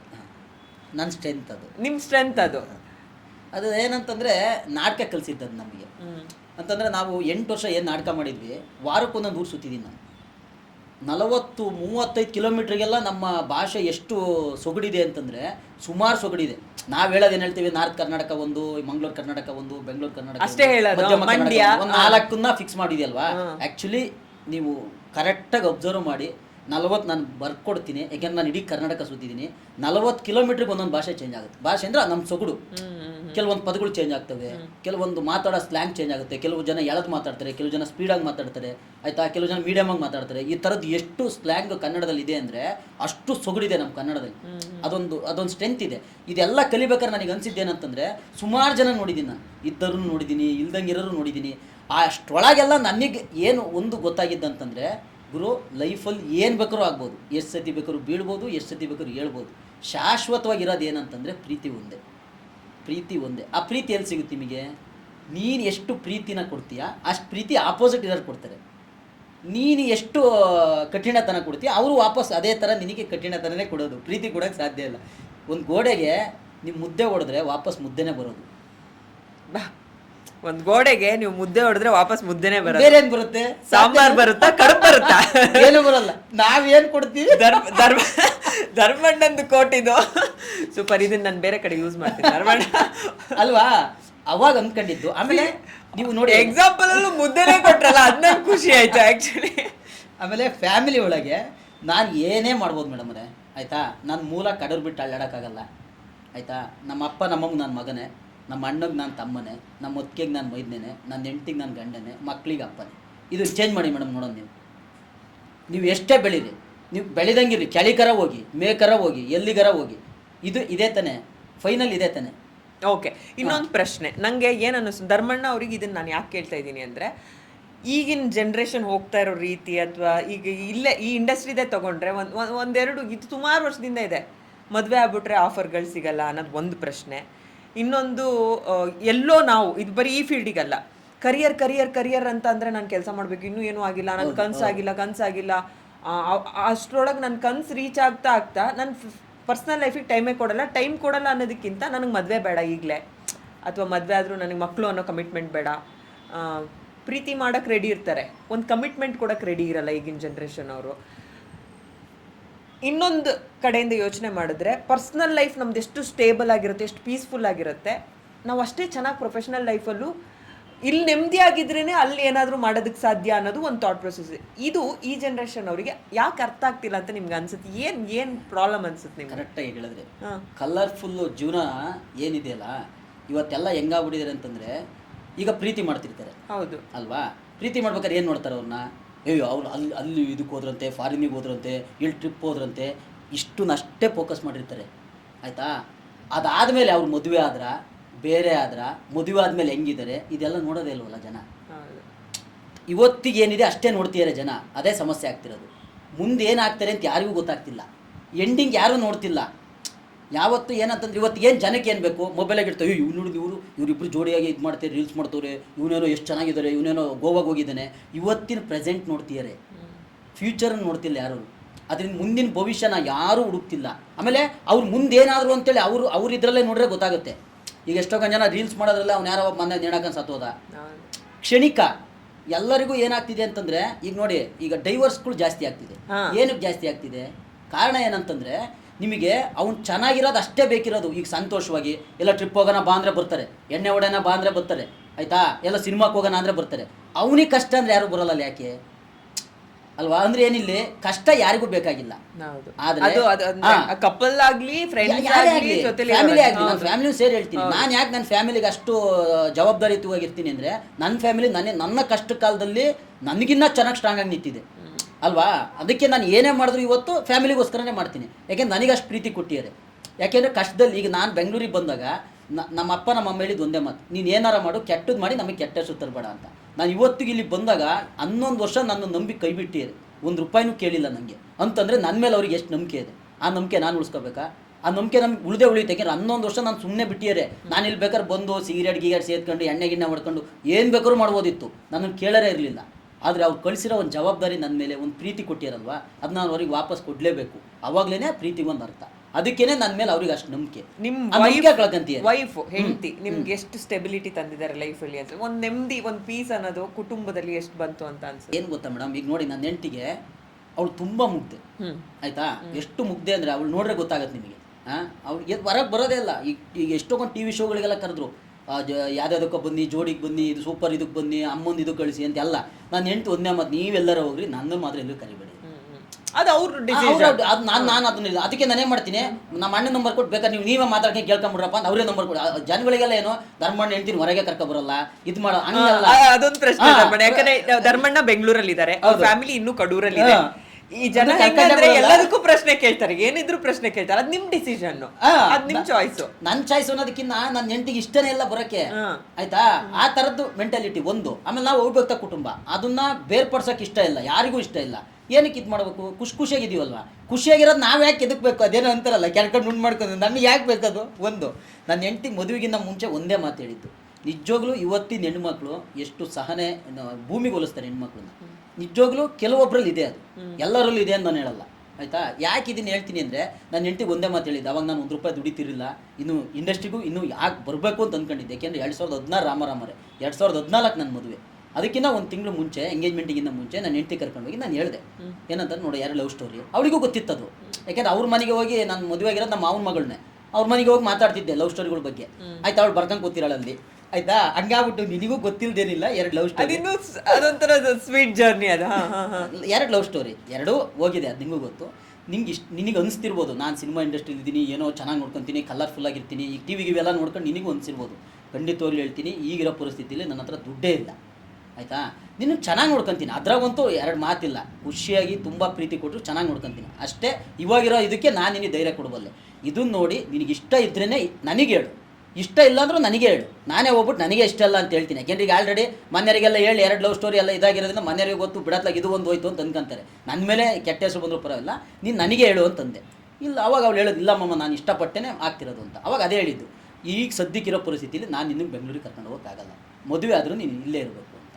ಅವಳು ಎಷ್ಟು ಅದನ್ನು ಗಾಢವಾಗಿ ತಗೊಂಡಿದ್ಲು ಅಂದರೆ, ಈ ಮೇ 21ಕ್ಕೆ 10 ವರ್ಷ ನಾನು ಮದುವೆಯಾಗಿ. ಇವತ್ತಿಗೂ 10 ವರ್ಷ ಸುಮ್ಮನೆ ಮಾತಲ್ಲ, 10 ವರ್ಷ ಅಂದ್ರೆ ಅದು ಇವತ್ತಿಗೆ 100 ವರ್ಷ ಇದ್ದಂಗೆ. ಆದರೆ ಅದಕ್ಕೇನೆ ಬದ್ಧವಾಗಿದ್ದಲ್ಲ ನನ್ನ ಹೆಂಡತಿ. ಅಂದರೆ ಆ ಮುಗ್ಧತೆ, ಆ ಪ್ರೀತಿ ಅವೆಲ್ಲ ಇದಾವಲ್ಲ, ಅವಾಗ ಅನಿಸುತ್ತೆ ನಮಗೆ, ಬಿಡು ಅಂಥ ಒಂದು ಫ್ಯಾಮಿಲಿ ಸಿಕ್ಕಿದಾಗ ನಾವು ಎಷ್ಟು ಬೇಕಾದ್ರೂ ಕಷ್ಟಪಡೋಣ, ಡೇ ನೈಟ್ ವರ್ಕ್ ಮಾಡೋಣ ಮೇಡಮ್ ಅವ್ರೆ, ಏನು ಸಮಸ್ಯೆ ಇಲ್ಲ. ಇವತ್ತಿಗೂ ನಾನು ಕಾಲ್ ಮಾಡೋ ತನಕ ನನ್ನ ಮನೆಯಿಂದ ನಂಗೆ ಕಾಲ್ ಬರೋಲ್ಲ, ನಂಗೆ ಡಿಸ್ಟರ್ಬ್ ಮಾಡಲ್ಲ ಯಾರೂ. ನಮ್ಮ ಅಣ್ಣ ಎಮರ್ಜೆನ್ಸಿ ಅಂದರೆ ನಮ್ಮ ಅಣ್ಣ ಮಾಡ್ತಾನೆ ಆಯಿತಾ. ಏನಾರು ಸ್ಕೂಲ್ದು ಇದ್ರದ್ದು ನನ್ನ ಮಗಂದಿದ್ದರೆ ಮಾತ್ರ ನನ್ನ ಹೆಂಡತಿ ಮಾಡೋದು.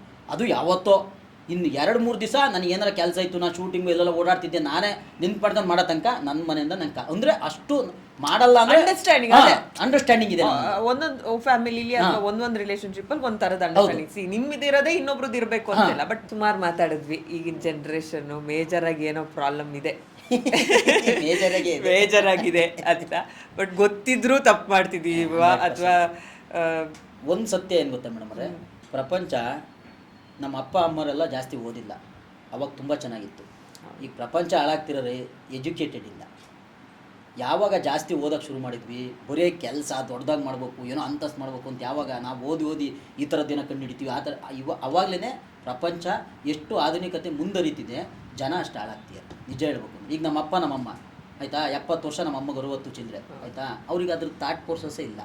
ಎಷ್ಟು ಕಾಮಾಗಿ ಎಷ್ಟು ಆರಾಮಿದ್ದಾರೆ ಅಂದರೆ, ಮೊನ್ನೆ ಡಾಕ್ಟ್ರ್ ಹತ್ರ ಕರ್ಕೊಂಡೋಗಿ ನಮ್ಮ ಅಪ್ಪಗೆ ಏನೋ ಒಂದು ಚಿಕ್ಕದಾಗಿ ಏನೋ ಒಂದು ಆಳ್ವ ಥರ ಆಗಿತ್ತು, ಆಪ್ರೇಷನ್ ಮಾಡ್ಸಕ್ಕೆ ಹೋದ್ವಿ. ಅವರು ಸರ್ ಒಂದು ಶುಗರ್ ಚೆಕ್ ಮಾಡೋಣ 70 ವರ್ಷ ಅಂತ. ಸರ್ 100% ನಮ್ಮ ಅಪ್ಪಗೆ ಶುಗರು BP ಏನಿಲ್ಲ, ನೀವು ಚೆಕ್ ಮಾಡಿ ಬೇಕಾರೆ ಅಂದೆ. ಲೈಫ್ ಸ್ಟೈಲ್, ಊಟ, ಕೆಲಸ, ಎಷ್ಟು ಕೂಲಾಗಿ ಎಷ್ಟು ಆರಾಮಾಗಿ. ಆಮೇಲೆ ಸ್ಟ್ರೆಸ್. ಈಗಿನ ಇದ್ರಲ್ಲಿ ನೀವು ಆಸ್ಪತ್ರೆಗೆ ಹೋದ್ರೆ ಏನೇ ಆರೋಗ್ಯ ಸಮಸ್ಯೆಗೂ ಫಸ್ಟ್ ಡಾಕ್ಟರ್ ಕೊಡೋ ರೀಸನ್ ಸ್ಟ್ರೆಸ್. ಮಾಡ್ಕೋತಿದ್ದೀರಾ 30 ವರ್ಷಕ್ಕೆ ಇಷ್ಟಿಷ್ಟು ಮಾತ್ರ ಯಾಕಂತಾರೆ ಗುರು, ನೀನ್ ಮಾಡ್ಕೋತಾ ಇದೀವಿ. ಬದುಕಿ ಇದೆಯಲ್ಲ, ಇಲ್ಲ ನನಗೆ ಅನ್ಸೋದು ಇಲ್ಲಿ ನಾವು ಹಾಳು ಮಾಡ್ಕೊಂಡ್ಬಿಟ್ಟು. ಹೌದು, ಇಲ್ಲಿ ಮೇಡಮ್ ಇಲ್ಲಿ ಹಾಳು ಮಾಡ್ಕೊಂಡ್ರೆ ಪರವಾಗಿಲ್ಲ ಮೇಡಮ್ ಅವರೇ, ಇಲ್ಲ ಹಾಳು ಮಾಡ್ಕೊಂಡು ಇದಕ್ಕೂ ಕೆಲ್ಸನೇ ಕೊಡ್ತಾ ಇಲ್ಲ. ಹೌದು, ಹೃದಯಕ್ಕೊಂದು ಕೆಲಸ ಕೊಡ್ತಾ ಇಲ್ಲ.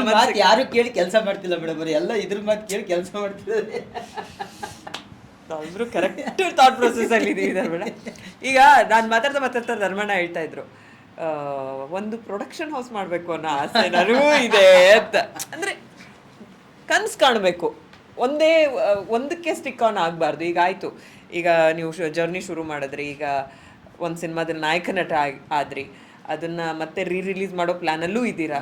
ಒಳ್ಳೇದಾಗಲಿ ಧರ್ಮಣ್ಣ ಎಲ್ಲದಕ್ಕೂ. ಒಂದು ಪ್ರೊಡಕ್ಷನ್ ನಂಗೆ ಖುಷಿ ಆಯ್ತದು. ಅದ್ರದ್ ಬಗ್ಗೆ ಏನು ಹೇಳ್ತೀರಾ ಧರ್ಮಣ್ಣ? ಏನಿಲ್ಲ ಮೇಡಮ್, ಪ್ರೊಡಕ್ಷನ್ ಹೌಸ್ ಶುರು ಮಾಡಿದ್ರೆ ಏನು ಹೆಸರು ಇಡ್ತೀರಾ ಧರ್ಮಣ್ಣ?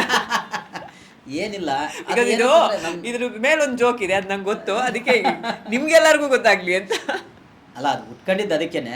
ಆದ್ರೆ ಏನಂತಂದ್ರೆ, ನಾನು ಎಲ್ಲೋ ಒಂದು ಊರಲ್ಲಿ ಹೂ ಮಾರ್ಕೊಂಡು ಏನೋ ಕೆಲಸ ಮಾಡ್ತಿದ್ದನ್ನ ದೇವ್ರ ದಯೆಯಿಂದ, ಜನಗಳ ಆಶೀರ್ವಾದ, ನಾವು ಮಾಡೋ ಕೆಲಸಕ್ಕೆ ಕೊಡ್ತಕ್ಕಂಥ ಶ್ರದ್ಧೆ ಇವತ್ತಿಲ್ಲಿ ತಂದು ಕೂರಿಸಿದೆ.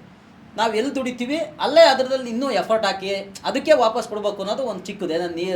ನೀರನ್ನ ಕೆರೆಗೆ ಚೆಲ್ಲಿ ಅಂತಾರಲ್ಲ, ಆ ಥರ ಅದು ಉಟ್ಕೊಂಡಿದ್ದು ಏನಕ್ಕೆ ಅಂತಂದ್ರೆ, ನಾನು ಯಾವುದೋ ಒಂದು ಬಾಲಿವುಡ್ ಸಿನಿಮಾ ನೋಡ್ತಿದ್ದೆ, ಧರ್ಮ ಪ್ರೊಡಕ್ಷನ್ಸ್ ಅಂತ. ಅಲ್ಲಿ ಧರ್ಮ ಯಾವುದೋ ಒಂದಲ್ಲ ಧರ್ಮಣ್ಣ, ಅದು ಹೆಂಗೆ ಹೇಳ್ಬಿಟ್ರು ಅಂದ್ರೆ, ಯಾವುದೋ ಒಂದು ಬಾಲಿವುಡ್ ಸಿನಿಮಾ ನೋಡ್ತಿದ್ದೆ, ಧರ್ಮ ಸಿನಿಮಾ. ನಾನು ನಿಜ ಇಲ್ಲ, ಹಿಂದಿ ಸಿನಿಮಾಗಳನ್ನ ಥಿಯೇಟ್ರಿಗೆ ಹೋಗಿ ನೋಡಿರೋದೇ ಕಮ್ಮಿ. ನೀವು ಲೆಕ್ಕ ಹಾಕ್ಬೋದು, ಅಷ್ಟೇ ನೋಡಿರೋದು ನಾನು. ಒಂದು 8ರಿಂದ 10 ಸಿನಿಮಾ ನಾನು ಥಿಯೇಟ್ರಿಗೆ ಹೋಗಿ ಸಿನಿಮಾ ನೋಡಿರ್ಬೋದು. ಅದಕ್ಕೆ ನಿಮಗೆ ಯಾವ್ದೋ ಒಂದು ಸಿನಿಮಾ ಅಂತ ಯಾಕೆ ಹೇಳಿದೆ ಅಂದ್ರೆ, ಅದ್ರಲ್ಲಿ ಒಂದು ಸಿನಿಮಾ ಧರ್ಮ ಪ್ರೊಡಕ್ಷನ್ ನೋಡಿದ್ರು. ಅದು ಅದ್ರ ಧರ್ಮ ಪ್ರೊಡಕ್ಷನ್ ಇದೆ ನಮ್ಮ ಹೆಸರಲ್ಲೆಲ್ಲ ಇಟ್ಬಿಟ್ಟಾರೆ ಆಲ್ರೆಡಿ. ನಾನು ಯಾಕೆ ಧರ್ಮಣ್ಣ ಪ್ರೊಡಕ್ಷನ್ ಅಂತ ಒಂದು ಮಾಡಬಾರ್ದು? ಅದು ಟಾಪ್ 1 ಅಲ್ಲಿ ಇದೆ. ಆಮೇಲೆ ಹೆಸರಲ್ಲಿ ಮೋಸ್ಟ್ಲಿ ಒಂದು ಲಕ್ಕಿ ಚಾರ್ಮ್ ಇದೆ ಧರ್ಮಣ್ಣ. ಕನ್ನಡಕ್ಕೊಂದು ಧರ್ಮ ಪ್ರೊಡಕ್ಷನ್ ಆಗಿ. ಆಮೇಲೆ ಅದ್ರ ಬಗ್ಗೆ ರಿಸರ್ಚ್ ಮಾಡಿದೆ. ಆ ಪ್ರೊಡಕ್ಷನ್ ಏನು ಕಮ್ಮಿ ಪ್ರೊಡಕ್ಷನ್ ಅಲ್ಲ ಅದು, ಆಯ್ತಾ, ನಂಬರ್ 1 ಪ್ರೊಡಕ್ಷನ್ ಅಂತ ಆಮೇಲೆ ಗೊತ್ತಾಯ್ತು. ಆದ್ರೆ ಅದೇನೆ, ಆ ಪ್ರೊಡಕ್ಷನ್ ಹೆಸರಲ್ಲಿ ಅದು ಇದ್ದಾಗ ನನಗನ್ಸಿದ್ದು ಧರ್ಮಣ್ಣ ಪ್ರೊಡಕ್ಷನ್ ಅಂತ. ಒಂದು ಚಿಕ್ಕದಾಗ ಒಂದು ಮಾಡೋಣ ಗುರು ಅಂತ. ಅದೊಂದು ಖಂಡಿತವಾಗ್ಲೂ ಒಂದು ಅದು ದೊಡ್ಡ ಕನಸೆ, ಅದು ಸಣ್ಣದೇನಲ್ಲ. ಅದಕ್ಕೆ ಪ್ರೊಡಕ್ಷನ್ ಅಂದ್ರೆ ತಮಾಷೆ ಅಲ್ಲ, ಆ ಕನಸೊಂದು ಇದೆ. ಧರ್ಮಣ್ಣ ಪ್ರೊಡಕ್ಷನ್ ಅಲ್ಲಿ ಒಂದು ಚಿಕ್ಕದಾಗೆ ಹೊಸಬ್ರಿಗೆ ಕನಸು ಕಾಣಬೇಕು. ಕನಸು ಕಾಣಕ್ಕೆ ಏನು ದುಡ್ಡು ಕೊಡ್ಬೇಕಾ? ಫಸ್ಟ್ ನಂದೊಂದು ಆಸೆ ಇದೆ ಮೇಡಮ್ ಅವರೇ, ನಾನು ಕನಸು ಕಂಡನಲ್ಲ, ಆಯ್ತಾ. ನಾನು ನಿಜ ಈಗ ಇವತ್ತು ನಾನು ಸುಮಾರು ಜನ ಕೇಳ್ತಾರೆ, ಲೋ ನೀನು ಮತ್ತೆ ಈಗ ನೆಕ್ಸ್ಟ್ ಏನಾರ ಮಾಡ್ಬೇಕು ಅಂದ್ರೆ ಏನು ಅನ್ಕಂತಿ ಅಂತ. ಇಲ್ಲಿ ತನಕ ನಿಜ ಹೇಳ್ತೀನಿ, ದೇವರೇ ಕರ್ಕೊಂಬಂದಿದ್ದೇನೆ, ಇನ್ನು ಮುಂದಕ್ಕೂ ದೇವರೇ ಕರ್ಕೊಂಡು ಹೋಗ್ತಾನೆ. ಆದರೆ ಇದು ಮಾತ್ರ ಚಿಕ್ಕದಾಗ ಒಂದು ಕನ್ಸ್ಕೊಂಡಿರೋದಂತೂ ಸತ್ಯ. ಪ್ರೊಡಕ್ಷನ್ ಮಾತ್ರ ಕನ್ಸ್ಕೊಂಡು. ಈಗ ಒಂದು ವಿಷಯ ಇದೆ ಗೊತ್ತಂದ್ರೆ, ನಾವು ಎಷ್ಟೇ ಪ್ಲ್ಯಾನ್ ಮಾಡ್ಬೋದು ಲೈಫ್ನ, ನಾವು ಇದಾಗುತ್ತೆ ಅದಾಗುತ್ತೆ, ನಾನು ಹಿಂಗೆ ಮಾಡಿದ್ರೆ ಇನ್ನು 2 ವರ್ಷದಲ್ಲಿ ಇದು ಮಾಡ್ತೀನಿ, ಅಥವಾ ಈ ಡಿಸಿಷನ್ ತೊಗೊಂಡ್ರೆ ನನಗೆ ರೈಟ್ ಲೈಫ್ಗೆ ಅನ್ಸಿದ್ರು, ಹೆಂಗೆ ಮಿಸ್ ಆಗ್ತವೆ ಕೆಲವೊಂದು ಅಂದರೆ, ಆ ಮೂಮೆಂಟಿಗೆ ನಮಗೆ ಬೇಜಾರಾಗಿರುತ್ತೆ. ಬಟ್ ಆಮೇಲೆ ಗೊತ್ತಾಗುತ್ತೆ, ಅಪ್ಪ ಇದಾಗಿದ್ದೇ ಒಳ್ಳೇದಾಯ್ತಲ್ಲ. ಮೇಡಮ್ ಅವ್ರೆ, ಏನು ಗೊತ್ತಾ, ನಾವು ಎಕ್ಸ್ಪೆಕ್ಟೇಷನ್ ಇಟ್ಕೊಂಡ್ರೆ ನಮಗೆ ನೋವು ಜಾಸ್ತಿ ಆಗುತ್ತೆ. ಈಗ ಹುಡುಗಿಯರು ಇಬ್ರು ಕೈ ಕೊಟ್ಟು ಎಕ್ಸ್ಪೆಕ್ಟೇಷನ್ ಇಟ್ಕೋಬೇಕು. ಆದ್ರೆ ಅಲ್ಲ, ಅದು ನಿಮಗೆ ಅನುಭವ. ಅದು ಇದು ನನ್ನ ಅನುಭವನ ಬೇರೆಯವ್ರಿಗೆ ಹೇಳಿದ್ರೆ ಅವ್ರು ತಗೊಂಡ್ರಿದ್ದಕ್ಕೆ ಅರ್ಥ ಇರಲ್ಲ. ಅವ್ರ ಲೈಫಲ್ಲೇ ಆಗ್ಬೇಕು ಅನುಭವ, ಅವಾಗ ಅವ್ರಿಗೆ ಗೊತ್ತಾಗುತ್ತೆ. ಈಗ ನಾನು ಈಜು ಹೊಡಿತೀನಿ, ಸೂಪರಾಗಿ ಈಜು ಹೊಡಿತೀನಿ ನಾನು, ಹಂಗಂತೇಳಿ ಈಗ ನಾನು ಈ ಸೂಪರಾಗಿ ಈಜು ಹೊಡೆಯೋಣ ಅಂತ ಈಜು ಹೊಡೆಯಲಿಲ್ಲ ಅನ್ನೋದು ನದಿಗೆ ಬಿದ್ದರೆ ಅಲ್ವಾ, ಅವ್ನು ಈಜು ಕಲಿಬೇಕಲ್ವ. ಫಸ್ಟು ಕಲ್ತ ಮೇಲೆ ಗೊತ್ತಾಗುತ್ತೋ ಕರೆಕ್ಟ್ ಅಲ್ವಾ, ಇಷ್ಟು ಚೆನ್ನಾಗಿ ಈಜು ಹೊಡಿಬೋದು ಅಂತ. ಹಂಗೆ ಇದು ನನ್ನ ಅನುಭವ. ಓಕೆ, ಧರ್ಮ ಪ್ರೊಡಕ್ಷನ್, ಧರ್ಮಣ್ಣ ಪ್ರೊಡಕ್ಷನ್. ಧರ್ಮಣ್ಣ ಅಣ್ಣನ ಯಾವತ್ತೂ ಬಿಡಲ್ಲ. ನನ್ನ ಲೈಫ್ನ ಬೆನ್ನೆಲುಬು ನನ್ನ ಅಣ್ಣನೇ. ಅದು ಯಾವಾಗ ಅಣ್ಣ ಅಂತಾಯ್ತು ಅವಾಗ ಧರ್ಮಣ್ಣನ ಚೇಂಜ್ ಮಾಡೋದೇ ಬೇಡ ಅನ್ಕೊಂಡೆ. ಆಮೇಲೆ ಇಂಡಸ್ಟ್ರಿಲಿ ಅದು ವರ್ಕು ಆಗುತ್ತೆ ಅಂತೇಳಿ ಗೊತ್ತಿಲ್ಲ ನೋಡ್ರಿ, ಅವತ್ತು ನಮ್ಮ ಅಪ್ಪ ಇಟ್ಟಿರೋ ಹೆಸರು ಇವತ್ತು ಚಿಕ್ಕದಾಗಿ ಇಂಡಸ್ಟ್ರಿಲಿ ಧರ್ಮಣ್ಣ ಅನ್ನೋದು ಅಣ್ಣ ಅನ್ನೋದೇ ವರ್ಕ್ ಆಗ್ತಿರೋದು. ಈಗ ಬಾಲಣ್ಣ ಆಗಿರ್ಬೋದು, ಚಿಕ್ಕಣ್ಣವ್ರು ಆಗಿರ್ಬೋದು, ಆಯ್ತಾ, ಬಾಲಣ್ಣ, ದೊಡ್ಡಣ್ಣ ಆಗಿರ್ಬೋದು, ಚಿಕ್ಕಣ್ಣ, ದೊಡ್ಡಣ್ಣ, ಶಿವಣ್ಣ, ಧರ್ಮಣ್ಣ, ಇನ್ಯಾರು ಇದ್ದಾರೆ ಧರ್ಮಣ್ಣ ಇದಾರೆ. ಆ ಥರ ಸುಮಾರು ಜನ ಅಣ್ಣಂದ್ರಿದ್ದಾರೆ ಈಗ ನಮ್ಮಲ್ಲಿ. ಸಕ್ಕದಾಗಿದೆ ಇದು ಎಕ್ಸ್ಪ್ಲನೇಷನ್. ಈಗ ಹೇಳ್ತಾರಲ್ಲ ಅದೊಂದಿದೆ ಗೊತ್ತಾ, ರಾ ಇಂದ ಹೆಸರು ಇಟ್ಕೊಂಡು ಹೀರೋಯಿನ್ಸ್ಗೆ ಈಗ್ಲೂ ಇದೆ, ಹೆಸರು ಚೇಂಜ್ ಮಾಡ್ಕೊಂತಾರೆ. ನಮ್ದು ಪರ್ಟಿಕ್ಯುಲರ್ ಆಗಿ ಎಷ್ಟೊಂದು ನನ್ ಕೇಳಿಯಾರ ಗೊತ್ತಾ, ನಾನು ಕೇಳಿರ ಕೂಡ, ನಿಜ ಹೇಳು ಇಂಡಸ್ಟ್ರಿ ಬರ್ಬೇಕಾದ್ರೆ ನೀನು ಅಣ್ಣ ಅಂತ ಇಟ್ಕೊಂಡಿರ್ತಾನೆ, ನಿನ್ನ ಹೆಸರು ಬೇರೆ ಹಿಂಗೆ ಕೇಳಿದಾನೆ. ನಾನು ಗುರು ಆಧಾರ್ ಕಾರ್ಡ್ ತಗೊಬಿಡು ನೋಡು ಒಂದು ಕೊಟ್ಟಿದ್ದೀನಿ ನಾನು. ಆಕ್ಚುಲಿ ಕೆಲವು ಜನಕ್ಕೆ ಈಗ ನಿಮ್ದು ಇಷ್ಟು ವರ್ಷದ ಜರ್ನಿ ನೋಡಿದ್ರೆ, ಚೈಲ್ಡ್ಹುಡ್ಡು ಅಥವಾ ನಿಮ್ಮ ಲೈಫು ಇದೆಲ್ಲ ನೋಡಿದಾಗ ನಿಮ್ಮ ಜೀವನಕ್ಕೆ ಒಂದು ಸಿನಿಮಾ ಟೈಟಲ್ ಕೊಟ್ಕೊಳ್ಳೋದಾದ್ರೆ ಈಗ ಆಲ್ರೆಡಿ ನಮಗೆ ಬಂದಿರೋ ಕನ್ನಡ ಸಿನಿಮಾಗಳಲ್ಲಿ ಯಾವ ಟೈಟಲ್ ಸೂಟ್ ಆಗುತ್ತೆ ಅಂತ ನಿಮ್ಗೆ ಅನ್ಸುತ್ತೆ ನಿಮ್ಮ ರಿಯಲ್ ಲೈಫಿಗೆ? ಅದು ಹೇಳ್ಬಾರ್ದು, ನೆಕ್ಸ್ಟ್ ಅದನ್ನೇ ಟೈಟಲ್ ಇಡ್ತಿರೋದು ನಾನು. ಮತ್ತೆ ಯಾರು ರಿಜಿಸ್ಟ್ರೇಷನ್ ಮಾಡಿಸ್ಬಿಟ್ರೆ ಕಷ್ಟ. ಆಗಿರೋ ಟೈಟ್ಲೆ ಮತ್ತೆ ರೀ ಇಡ್ತಾ ಇದ್ದೀರಾ? ಇಲ್ಲ ಇಲ್ಲ ಇಲ್ಲ, ಅದು ಹೇಳ್ಬೇಡಿ. ಈಗ ಬಂದಿರೋ ಸಿನಿಮಾಗಳು, ಕನ್ನಡ ಸಿನಿಮಾಗಳು, ಅಣ್ಣವ್ರದ್ದಾಗಿರ್ಬೋದು, ಈಗ ಬಂದಿರ್ತಾವೆ, ಈಗ ಸುದೀಪ್ ಸರ್ದಿ ಇವಾಗಿಂದು ಅಥವಾ ಈಗಿನ ಹೀರೋಗಳದ್ದೇ ಆಗ್ಲಿ ಅಥವಾ ಯಾವುದೋ ಒಂದು ಟೈಟಲ್ ನಿಮ್ಮ ಜೀವನಕ್ಕೆ ಇದು ಸೂಟೇಬಲ್, ನನ್ನ ಜರ್ನಿಗೆ ಈ ಟೈಟ್ಲು ರಾಜಯೋಗ.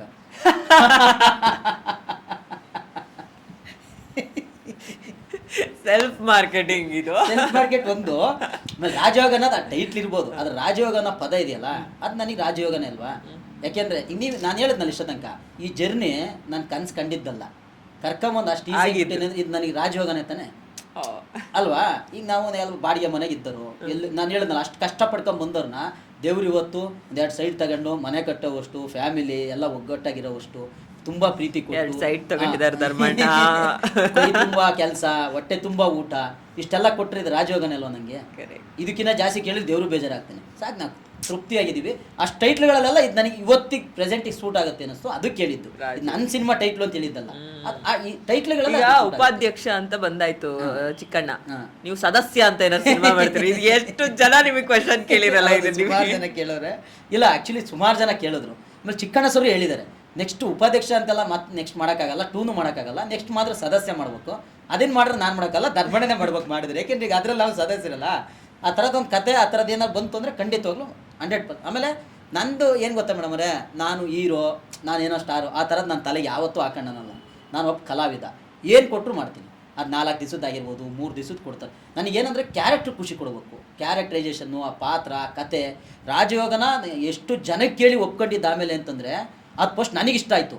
ಆಮೇಲೆ ಅದನ್ನು ಸುಮಾರು ಜನಕ್ಕೆ ಹೇಳಿದ್ದೀನಿ, ಪ್ರೆಸ್ನವ್ರಿಗೆ ಹೇಳಿದ್ದೀನಿ, ನಮ್ಮ ಗುರುಗಳಿಗೆ ಹೇಳಿದ್ದೀನಿ, ನನ್ನ ಫ್ರೆಂಡ್ಸಿಗೆ ಹೇಳಿದ್ದೀನಿ, ನಮ್ಮ ಸತ್ಯ ಟೀಮಿಗೆ ಹೇಳಿದ್ದೀನಿ, ಆಮೇಲೆ ಲೂಸ್ ಮದ ಯೋಗಿ ಅವ್ರಿಗೆ ಹೇಳಿದ್ದೀನಿ, ಪ್ರಜ್ವಲ್ ಅವ್ರಿಗೆ ಹೇಳಿದ್ದೀನಿ. ಅವಾಗ ಸಿನಿಮಾ ಮಾಡ್ತಿದ್ದೆ ಪ್ರಜ್ವಲ್ ಸರ್ ಜೊತೆ. ಆ ಥರ ಸುಮಾರು ಜನಕ್ಕೆ ನನ್ನ ಕತೆ ಹೇಳ್ಬಿಟ್ಟು ಎಲ್ಲರೂ ಒಂದೇ ಒಪಿನಿಯನ್ 100% ನೀನು ಮಾಡಿದ್ದೆ ಒಳ್ಳೆ ಕತೆ ಅಂತ ಹೇಳಿದ ಮೇಲೇ ಸಿನಿಮಾ ಮಾಡಿದ್ದು. ಅಂತಂದ್ರೆ ಹಂಗೆ ಇಷ್ಟ ಆಗ್ಬೇಕು ನನಗೆ. ಹಂಗೆ ಇಷ್ಟ ಆಯಿತು ಅಂತಂದರೆ ನೆಕ್ಸ್ಟ್ ಮಾಡ್ತೀನಿ. ಇಲ್ವಾ ನಮ್ಮ ಪಾಡಿ ನಾವು ಇನ್ನೇನು ಕಾಮಿಡಿ ಕ್ಯಾರೆಕ್ಟ್ರು ಆರಾಮ್ಸೆ ಒಳ್ಳೊಳ್ಳೆ ಕ್ಯಾರೆಕ್ಟ್ರು ಗೊತ್ತೇವೆ, ಕ್ಯಾರೆಕ್ಟ್ರು ಮಾಡ್ತಾ ಹೋಗ್ತೀನಿ, ಕ್ಯಾರೆಕ್ಟ್ರನ್ನ ಬಿಡಲ್ಲ. ದೇವ್ರು ನಂಬ್ತೀರಾ ಧರ್ಮಣ್ಣ? 100%. ಯಾವ ಥರ? ಈಗ ಒಬ್ಬೊಬ್ರದ್ದು ಒಂದೊಂದು ನಂಬಿಕೆ ಅಂತ ಇರುತ್ತೆ. ನಾನು ದಿನ ಮನೇಲಿ ಪೂಜೆ ಮಾಡೋ ಕ್ಯಾಟಗರಿ ಒಂದು, ಅಥವಾ ಇಲ್ಲ ನಾನು ಡೈಲಿ ಫಾಲೋ ಮಾಡಲಿಲ್ಲ ಅಂದ್ರೆ ದೇವಸ್ಥಾನಗಳಿಗೆ ಹೋಗ್ತೀನಿ, ಅಥವಾ ಬೇರೆ ಥರ ಥಾಟ್ ಪ್ರೊಸೆಸ್ಸಲ್ಲಿ ಒಂದು ನಂಬಿಕೆ ಇಟ್ಕೊಂಡವ್ರು ಒಂದಷ್ಟು ಜನ. ನಾನು ದೇವ್ರಿದ್ದಾನೆ ಅಂತ ಒಲವು ನಂಬಿದ್ದೆ, ಪಕ್ಕ ಇದ್ದೇ ಇದ್ದಾನೆ ಗುರು ಅಂತ ಅನ್ಸಿದ್ದು ನಮ್ಮ ಅಪ್ಪನ ಇನ್ಸಿಡೆಂಟಿಂದ. ಆಯ್ತಾ, ನಮ್ಮ ಅಪ್ಪಗೆ ಒಂದ್ಸತಿ ಆಕ್ಸಿಡೆಂಟ್ ಆಗಿ ನಮ್ಮ ಅಪ್ಪ ಕೋಮಾಗಿ ಹೋಗ್ಬಿಟ್ಟಿದ್ರು, ಬಿದ್ದು. ಆಯ್ತಾ, ಅವತ್ತು ನಾನು ದೇವ್ರ ಹತ್ರ ಕೇಳ್ಕೊಂಡಿದ್ದೆ, ದೇವ್ರೆ ನೀನು ಇದೆಯಾ ಅಂತಂದರೆ ನಮ್ಮ ಅಪ್ಪನ ಬದುಕಿಸ್ಬೇಕು, ಇಷ್ಟು ಕೇಳ್ಕೊಂಡಿದ್ವಿ. ನಮ್ಮ ಅಪ್ಪ ಬದುಕ್ತು, ದೇವ್ರು ಇದ್ದಾನೆ ಅಂತ ಇದ್ದಾನೆ. ಒಂದು ಎಕ್ಸ್ಪೀರಿಯನ್ಸ್, ನನ್ನ ಎಕ್ಸ್ಪೀರಿಯನ್ಸ್ ಇದು. ಅವತ್ತಿಂದ ನಾನು ದೇವ್ರು ಇದ್ದಾನೆ ಅಂತ ನಂಬ್ತೀನಿ. ಹಂಗಂತೇಳಿ ಈ ಕೆಲವು ಜನ ಮಾಡೋ ಥರ ಎಲ್ಲ ಮಾಡಲ್ಲ ನಾನು. ಆಯ್ತಾ, ನಾನು ಇವಾಗಲೂ ಶನಿವಾರ ಆಯ್ತು ಅಂದರೆ ಆಂಜನೇಯನ ದೇವಸ್ಥಾನ ಇಲ್ಲ ಶನೀಶ್ವರನ ದೇವಸ್ಥಾನ, ಆರಾಮ್ ಊರಿಗೆ ಹೋಗ್ತೀನಿ. ಸೋಮವಾರ ಹೋದರೆ ನಮ್ಮ ಅಲ್ಲೇ ಈಶ್ವರನ ಗುಡಿ ಇವೆಲ್ಲ ಇದಾವೆ ಕೆಲವೊಂದು, ಯಕ್ಟಿಪುರ, ನಮ್ಮ ಸುತ್ತಮುತ್ತ ಸುಮಾರು ದೇವಸ್ಥಾನಗಳಿದಾವೆ. ಆಯ್ತಾ, ಗಣಪತಿ ದೇವಸ್ಥಾನ, ಎಲ್ಲ ದೇವಸ್ಥಾನ, ಸಾಯಿಬಾಬಾ ದೇವಸ್ಥಾನ, ಎಲ್ಲ ದೇವಸ್ಥಾನಕ್ಕೂ ಹೋಗ್ತೀನಿ. ಆದರೆ ಅತಿ ಮಾಡಲ್ಲ ನಾನೇನು. ಆಮೇಲೆ ನನಗೊಂದು ನನ್ನ ಮನಸ್ಪೂರ್ವಕವಾಗಿ ನನಗೆ ಗೊತ್ತಿದೆ, ನಾವೇನು ಒಳ್ಳೇದು ಬಯಸ್ತೀವಲ್ಲ ಅದರಲ್ಲಿ ಒಬ್ಬ ದೇವ್ರು ಇರ್ತಾನೆ. ನಾವು ಮಾಡೋ ಕೆಲಸ, ಈಗ ಯಾರೋ ಒಂದು 4 ಜನಕ್ಕೆ ಊಟಕ್ಕಿರಲ್ಲ, ಒಂದು 4 ಜನಕ್ಕೆ ಏನೋ ಇದಕ್ಕಿರಲ್ಲ, ಅವ್ರಿಗೆ ಹೆಲ್ಪ್ ಮಾಡ್ತೀವಿ, ಅದು ನಾವು ಹೇಳ್ಕೋಬಾರ್ದು. ಅದರಲ್ಲಿ ಒಬ್ಬ ದೇವ್ರಿದ್ದಾನೆ. ಅದ್ರಲ್ಲಿ ಖುಷಿ ಪಡ್ತೀವಿ, ಅದ್ರಲ್ಲಿ ದೇವ್ರಿದ್ದಾನೆ. ಆದ್ರೆ 100% ನಾನು ದೇವ್ರಿದ್ದಾನೆ ಅಂತ ನಂಬಿದ್ದೀನಿ. ಓಕೆ, ಈಗ ತುಂಬಾ ಸೀರಿಯಸ್ ಮಾತಾಡಿದ್ವಿ, ಮಧ್ಯದಲ್ಲಿ ಒಂದ್ ಸ್ವಲ್ಪ ಫನ್ನು ಬೇಕು ನನಗೆ. ನಂಗೆ ಗೊತ್ತು ಸೀರಿಯಸ್ನೇ ಫೋನ್ನಾಗ ಮಾತಾಡಿದೀವಿ. ಅದೇ ಫನ್ನಲ್ಲೇ ಒಂದಷ್ಟು ಸೀರಿಯಸ್ ವಿಷಯಗಳನ್ನ ಕೊಟ್ಟಿದೀವಿ. ಮದುವೆ ಆಯ್ತು, ಇಂಡಸ್ಟ್ರಿಗೆ ಬಂದ್ರಿ, ಹೆಂಡತಿ ಊರಲ್ಲಿದ್ದಾರೆ, ಕಾವ್ಯ ಮೇಡಮ್ ಊರಲ್ಲಿದ್ದಾರೆ. ಬಟ್ ಇಲ್ಲಿಗೆ ಬಂದ್ಮೇಲೆ ಎಷ್ಟೋ ಜನಕ್ಕೆ ಅದು, ಈಗ ನಾವು ತುಂಬಾ ಕಡೆ ಕರ್ಕೊಂಬರಲ್ಲ ಮನೆಯವ್ರನ್ನ, ಹಂಗಿರುವಾಗ ಒಂದು ಗೊತ್ತಿರಲ್ಲ ಮದುವೆ ಆಗಿದೆ ಅಂತ ಹೇಳ್ಬಿಟ್ಟು. ಧರ್ಮಣ್ಣ ಬೇರೆ ಡೇ 1 ಇಂದ ಹೆಂಗಿದಾರೋ ಹಂಗೆ ಇದ್ದಾರೆ, ಒಂಚೂರು ಪರ್ಸ್ನಾಲಿಟಿ ವೈಸು ಏನು ಅಪ್ಸ್ ಆ್ಯಂಡ್ ಡೌನ್ಸ್ ಏನಿಲ್ಲ. ಸೊ ಹಾಗಾಗಿ ಇನ್ನು ಧರ್ಮಣ್ಣ ಅವ್ರದ್ದು ಏಜ್ ಕಂಡುಹಿಡಿಯೋದು ಕಷ್ಟ, ಹಂಗೆ ಇದ್ದೀರಾ ನೀವು. ಸೊ ಇಲ್ಲಿ ಆಬ್ವಿಯಸ್ಲಿ ಒಂದಷ್ಟು ಇಂಟ್ರೆಸ್ಟ್ಗಳು ಬಂದಿರ್ಬೋದು, ಒಂದಷ್ಟು ಮೆಸೇಜ್ಗಳು ಬಂದಿರ್ಬೋದು, ಕಾಲ್ಗಳು ಬಂದಿರ್ಬೋದು. ಧರ್ಮಣ್ಣ ಅವರೇ, ನಿಮ್ಮ ಮೇಲೆ ನಮಗೆ ಪ್ರೀತಿ ಇದೆ, ಮದುವೆಗಿದ್ವೆ ಮಾಡ್ಕೋತೀರಾ ಅಂತ ಗೊತ್ತಿಲ್ಲದೆ ಆ ಥರದ್ದೆಲ್ಲ ಆಗಿದಾವ? ಆಯ್ತು, ಸುಮಾರಾಗಿದೆ. ಕರೆಕ್ಟಾಗಿ ಗೆಸ್ ಮಾಡಿದ್ದೀನಿ. ಇಲ್ಲ, ಏನಂದರೆ ಆ ಟೈಮಲ್ಲಿ ಏನು ಮದುವೆ ಆಗಿದ್ದಾಯಿತು, ಅದಾದಮೇಲೆ ಸುಮಾರು ಇವತ್ತಿಗೆ ನಾನು ಆ್ಯಕ್ಚುಲಿ ಲಕ್ಕಿ ಅಂತ ಹೇಳೋದು ಏನಕ್ಕೆ ಅಂತಂದರೆ, ಈಗ ಈ ಪ್ರೆಸೆಂಟಿಗಿರೋ ಪರಿಸ್ಥಿತಿಗೆ ನಾನೇನಾದರೂ ಮದುವೆ ಆಗಿದ್ದಿದ್ರೆ, ನಾನು ಒಂದು ಸ್ವಲ್ಪ ದೊಡ್ಡವರು, ಒಂಚೂರು ಚೆನ್ನಾಗಿರೋರು ಆ ಥರದ್ದು ಹುಡುಕ್ತಿದ್ನೋ ಏನೋ. ಹಂಗೆ ಹುಡುಕ್ತಿದ್ರೆ ಇವಾಗಿದೆಯಲ್ಲ ಈ ಲೈಫ್ ಸಿಗ್ತಿರಿಲ್ಲ ಅನಿಸುತ್ತೆ. ನನಗೇನೋ ಒಂದು ಮದುವೆಗಿನ್ನ ಇದು ಸಿನಿಮಾಗಿನ್ನ ಮುಂಚೆ ಮದುವೆ ಆದ್ನಲ್ಲ, ಅರ್ಥ ಮಾಡ್ಕೊಳಕ್ಕಾಗಲಿ, ಒಂದು ಪ್ರೀತಿ, ಅದೊಂದು ಬಾಂಧವ್ಯ, ಅದೊಂದು ಕುಟುಂಬ ಏನಿದೆ ತುಂಬ ಚೆನ್ನಾಗಿ ಸಿಕ್ತು ನನಗೆ. ಅದು ಇವಾಗ ಆಗಿದ್ದಿದ್ರೆ ಸ್ವಲ್ಪ ಕಷ್ಟ ಆಗೋದು ಅನಿಸುತ್ತೆ. ಆಮೇಲೆ ಇವಾಗ ಬರ್ತಾರೆ ಜನ, ಈಗ ಸುಮಾರು ಜನ ಬರ್ತಾರೆ. ಈಗ ನಮ್ಮೂರಲ್ಲೇ ಸುಮಾರು ಜನ ಬಂದಿದ್ರು ಕೂಡ, ಮಾತಾಡಿಯಾರು ಕೂಡ. ಎಷ್ಟೋ ಜನಕ್ಕೆ ಇವಾಗಲೂ ಗೊತ್ತಿಲ್ಲ ಅಂತಂದರೆ, ನಾನು ಜಾಸ್ತಿ ನನ್ನ ಹೆಂಡತಿ ಆ ಥರದ್ದೆಲ್ಲ ಜಾಸ್ತಿ ಫೋಕಸ್ ಮಾಡಲ್ಲ ಎಲ್ಲೂ. ಹಂಗಾಗಿ ಇವಾಗ್ಲೂ ಎಷ್ಟೋ ಜನ ಮದುವೆ ಆಗಿಲ್ವಾ, ಯಾವಾಗ ಮದುವೆ ಆಗ್ತೀನಿ ಅಂತ ಕೇಳೋದು. ಮದುವೆ ಆಗಿಲ್ಲ ಅಂತಲೂ ಕೇಳಲ್ಲ, ನಿಮ್ಮ ಮದುವೆ ಆಯಿತಾ ಹಿಂಗೆ ಕೇಳೋದು. ಅಂತಂದ್ರೆ ಆಗಿಲ್ವೇನೋ, ಏನಾರ ಇದ್ದರೆ ಹೇಳ್ಬೋದೇನೋ ಅನ್ನೋ ಥರ ಕೇಳ್ತಾರೆ. ಇವಾಗಿನ ಪರಿಸ್ಥಿತಿಗೆ ಬರ್ತಾರೇನೋ, ಅವಾಗಿನ ಪರಿಸ್ಥಿತಿಗೆ ಬಂದಿಲ್ವಲ್ಲ. ಹಂಗಾಗ್ಬಿಟ್ಟು ನಾನು ಆ್ಯಕ್ಚುಲಿ ಆ ವಿಚಾರದಲ್ಲಿ ತುಂಬ ಲಕ್ಕಿ ಅದೃಷ್ಟವಂತ.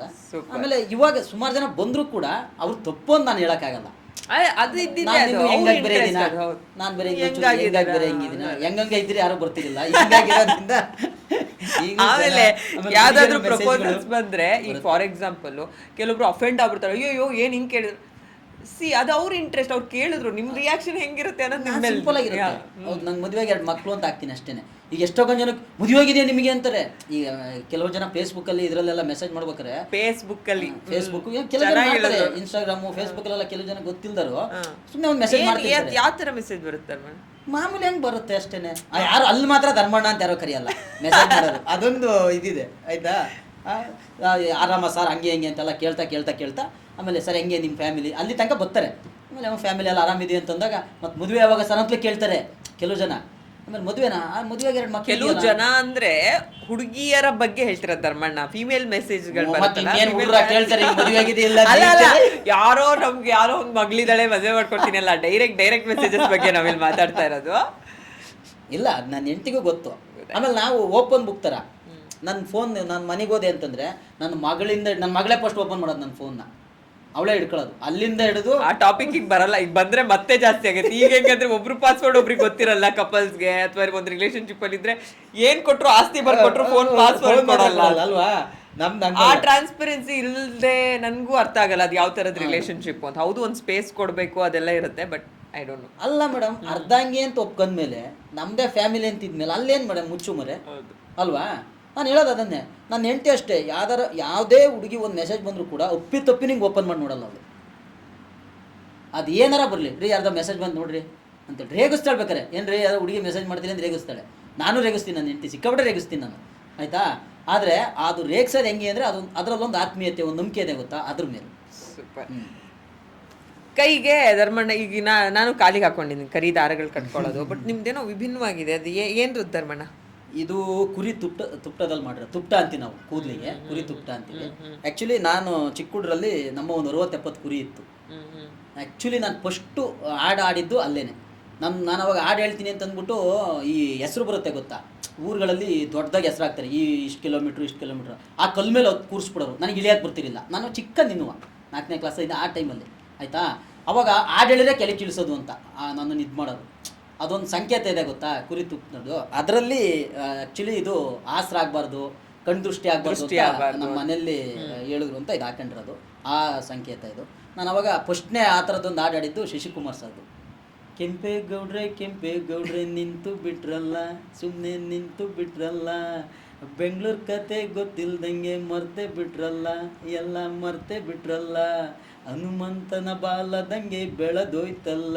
ಈ ಹಾಡು ಆ್ಯಕ್ಚುಲಿ ಹಾಡಕ್ ಬರಲ್ಲ ಅಂದ್ರು, ಹಾಡಕ್ ಸೂಪರ್ ಆಗಿ ಬರುತ್ತೆ. ಈಗ ನೀವು ಹಾಡಿರೋದಕ್ಕೆ ನನ್ಗೀಗ ಹಾಡ್ಗಳು ಕೊಡ್ತೀನಿ ನಿಮ್ಗೆ, ಸಿಚುವೇಶನ್ ತರ. ಓಕೆ.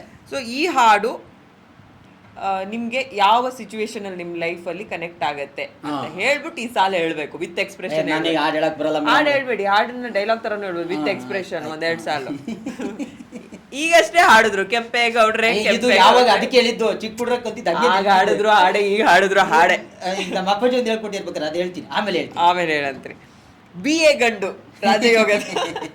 ಮತ್ತೆ ಹೇಳಕ್ ಬರಲ್ಲ, ನಂಗೆ ಲಿರಿಕ್ಸ್ ಗೊತ್ತಿಲ್ಲ, ನಂಗಿಲ್ಲ. ಇದು ನನ್ನ ರಿಯಲ್ ಲೈಫಿಗೆ ಇದಾಗುತ್ತೆ. ನನ್ನ ಹೆಂಡತಿಗೆ ಹೇಳಿದ್ದೀನಿ. 2 ಸಾಲ್ ಫಸ್ಟ್ ಹೇಳ್ಬಿಟ್ಟು ರಿಯಲ್ ಲೈಫಿಗೆ ಹೆಂಗಾಗುತ್ತೆ ಹೇಳಿ. 2 ಸಾಲ ಹೇಳಿ.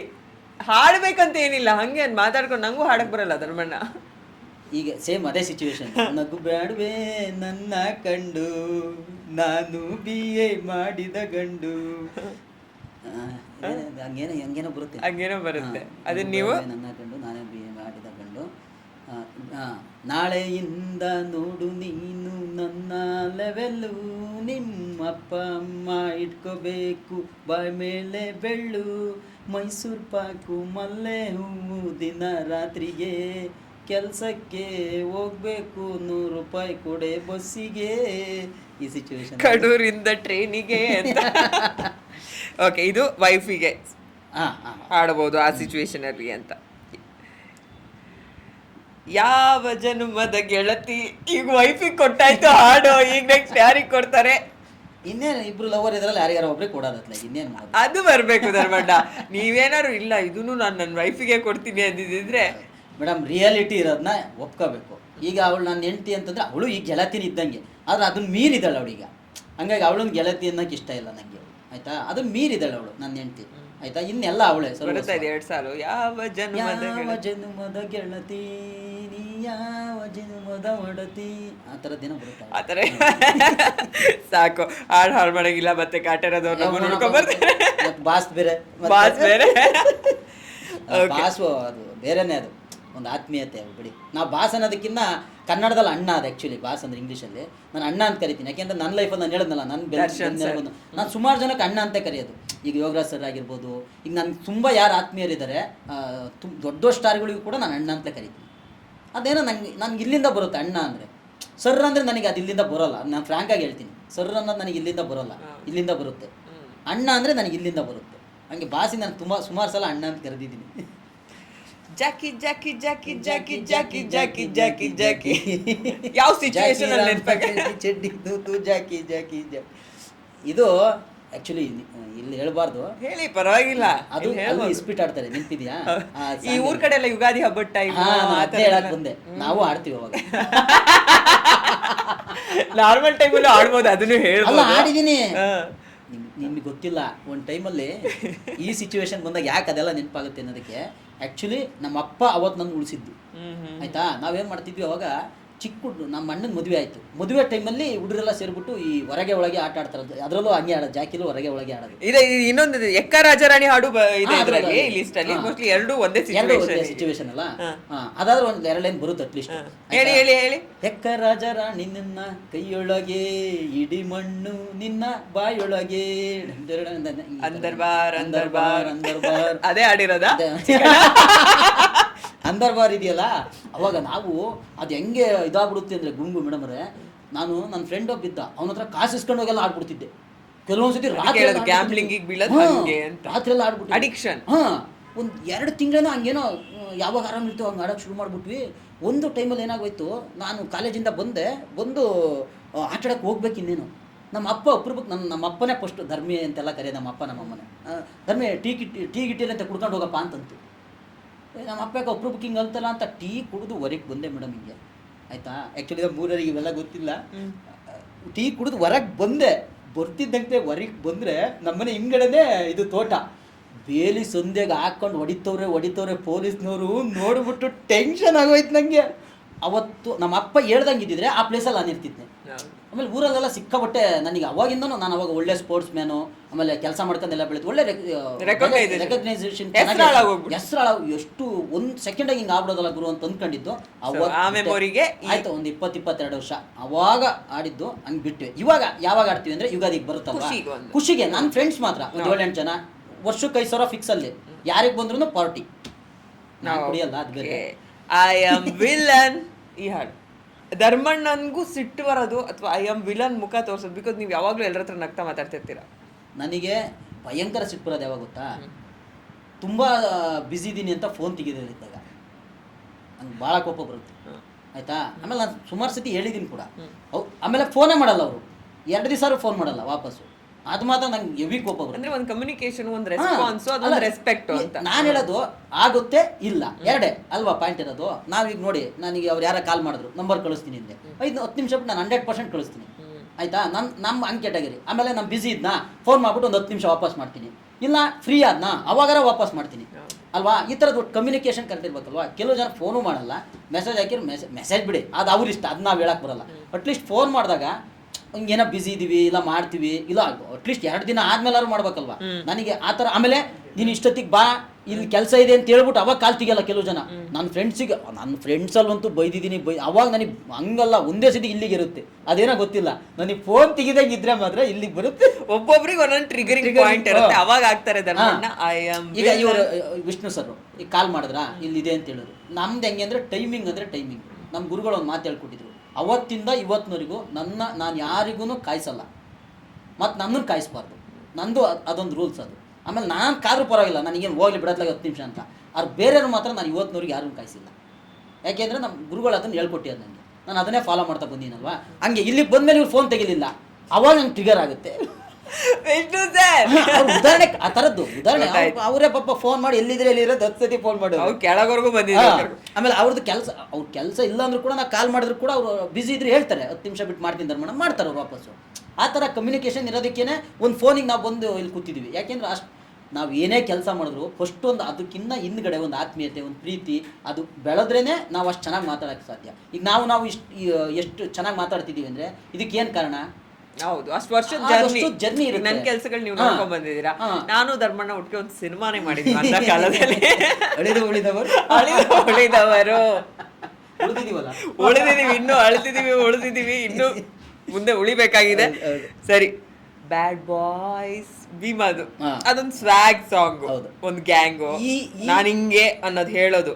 ಆಕ್ಚುಲಿ ಅದರಲ್ಲಿ ನನಗೆ 2 ಮಜಾ ಅನ್ನಿಸ್ತು. ಒಂದು, ಅದನ್ನ ಪಕ್ಕ ಲೋಕಲ್ ಹುಡುಗರಿ ಮಾಡಿರೋಂಥ ಸಾಂಗ್. ಆದರೆ ಇವತ್ತಿನ ಟ್ರೆಂಡ್ ಅದು, ಆಯ್ತಾ. ಆ ಟ್ರೆಂಡನ್ನ ನಾವು ನನಗೆ ಕ್ಯಾಚ್ ಮಾಡೋದು ಕಷ್ಟ. ಆದ್ರೆ ಅದು ಶೂಟ್ ಮಾಡಿದಾರಲ್ಲ, ಅದು ನನಗೆ ಕ್ಯಾಚ್ ಆಗುತ್ತೆ. ಆಕ್ಚುಲಿ ಎರಡನ್ನೂ ಮಿಕ್ಸ್ ಮಾಡಿ ಬರೋದು, ಎರಡನ್ನೂ ನಂದು ಇವತ್ತಿಗೂ ಬೈಕ್ ಇರೋದು ಅದೇ ತರ ಸುಜುಕಿ ಸಮುರಾಯ್ನೇ, ನನ್ನ ಫೇವ್ರೇಟ್ ಗಾಡಿ ಅದು. ಹುಡುಗರಿಗೆ ಬೈಕ್ ಒಂದು ನೆಕ್ಸ್ಟ್ ಲೆವೆಲ್ ಎಮೋಷನ್ ಅಲ್ಲ. ಆಮೇಲೆ ನಾನು ಎಲ್ಲೇ ಹೋದ್ರು ವಿಶೇಷವಾಗಿ, ಆಮೇಲೆ ಏನಂತಾರೆ ಅದಕ್ಕೆ, ಈಗ ಹೊಸ ಸಿನಿಮಾ ಮಾತಾಡಬೇಕು, ಆಮೇಲೆ ಒಂದು ಎಲ್ಲ ಒಂದು ವಿಶೇಷ ಪೂಜೆಗೆ ಹೋಗ್ಬೇಕು, ಒಂದು ವಿಶೇಷ ಈ ಥರ ಎಲ್ಲಿಗೆ ಹೋಗ್ಬೇಕು ಅಂದ್ರೂ ಆ ಗಾಡಿನೇ ತಗೊಂಡೋಗೋದು ನಾನು. ಯಾಕೆಂದ್ರೆ ಅದು ನನ್ನ ಲಕ್ಕಿ ಗಾಡಿ. ಹಂಗಾಗ್ಬಿಟ್ಟು ಅದೊಂದು ಖುಷಿ ಇರುತ್ತೆ. ಆಮೇಲೆ ಅದ್ರದ್ದೊಂದು ಸೌಂಡ್ ಇದೆ, ಆ ಸೌಂಡ್ ಕಿವಿಗೆ ಬಿದ್ದರೆ ಅದೊಂದು ನಮಗೊಂದು ಅಲ್ಲಿಂದ ಶುರು ನಮ್ಮ ಜೋಶು. ಆಕ್ಸಿಲೇಟರ್ ಕೊಟ್ಟಿಂಗ್ ಒಂದ್ಸತಿ ರೇಸ್ ಮಾಡಿದ್ವಿ ಅಂದರೆ ಅದೊಂದು ಜೋಶ್ ಬರುತ್ತೆ. ಹಂಗೆ ಅದರಲ್ಲಿ ಎಷ್ಟು ಚೆನ್ನಾಗಿ ಅದು ಸಾಂಗ್ನ ನಮ್ಮ ಲೋಕಾಲಿಟಿಗೆ ಮತ್ತು ಇವತ್ತಿನ ಟ್ರೆಂಡಿಗೆ ಎರಡನ್ನೂ ಮಿಕ್ಸ್ ಮಾಡಿ ಏನು ವೈರಲ್ ಆಯಿತು ಅಂದರೆ ಅದು ನಂಗೆ ತುಂಬ ಇಷ್ಟ.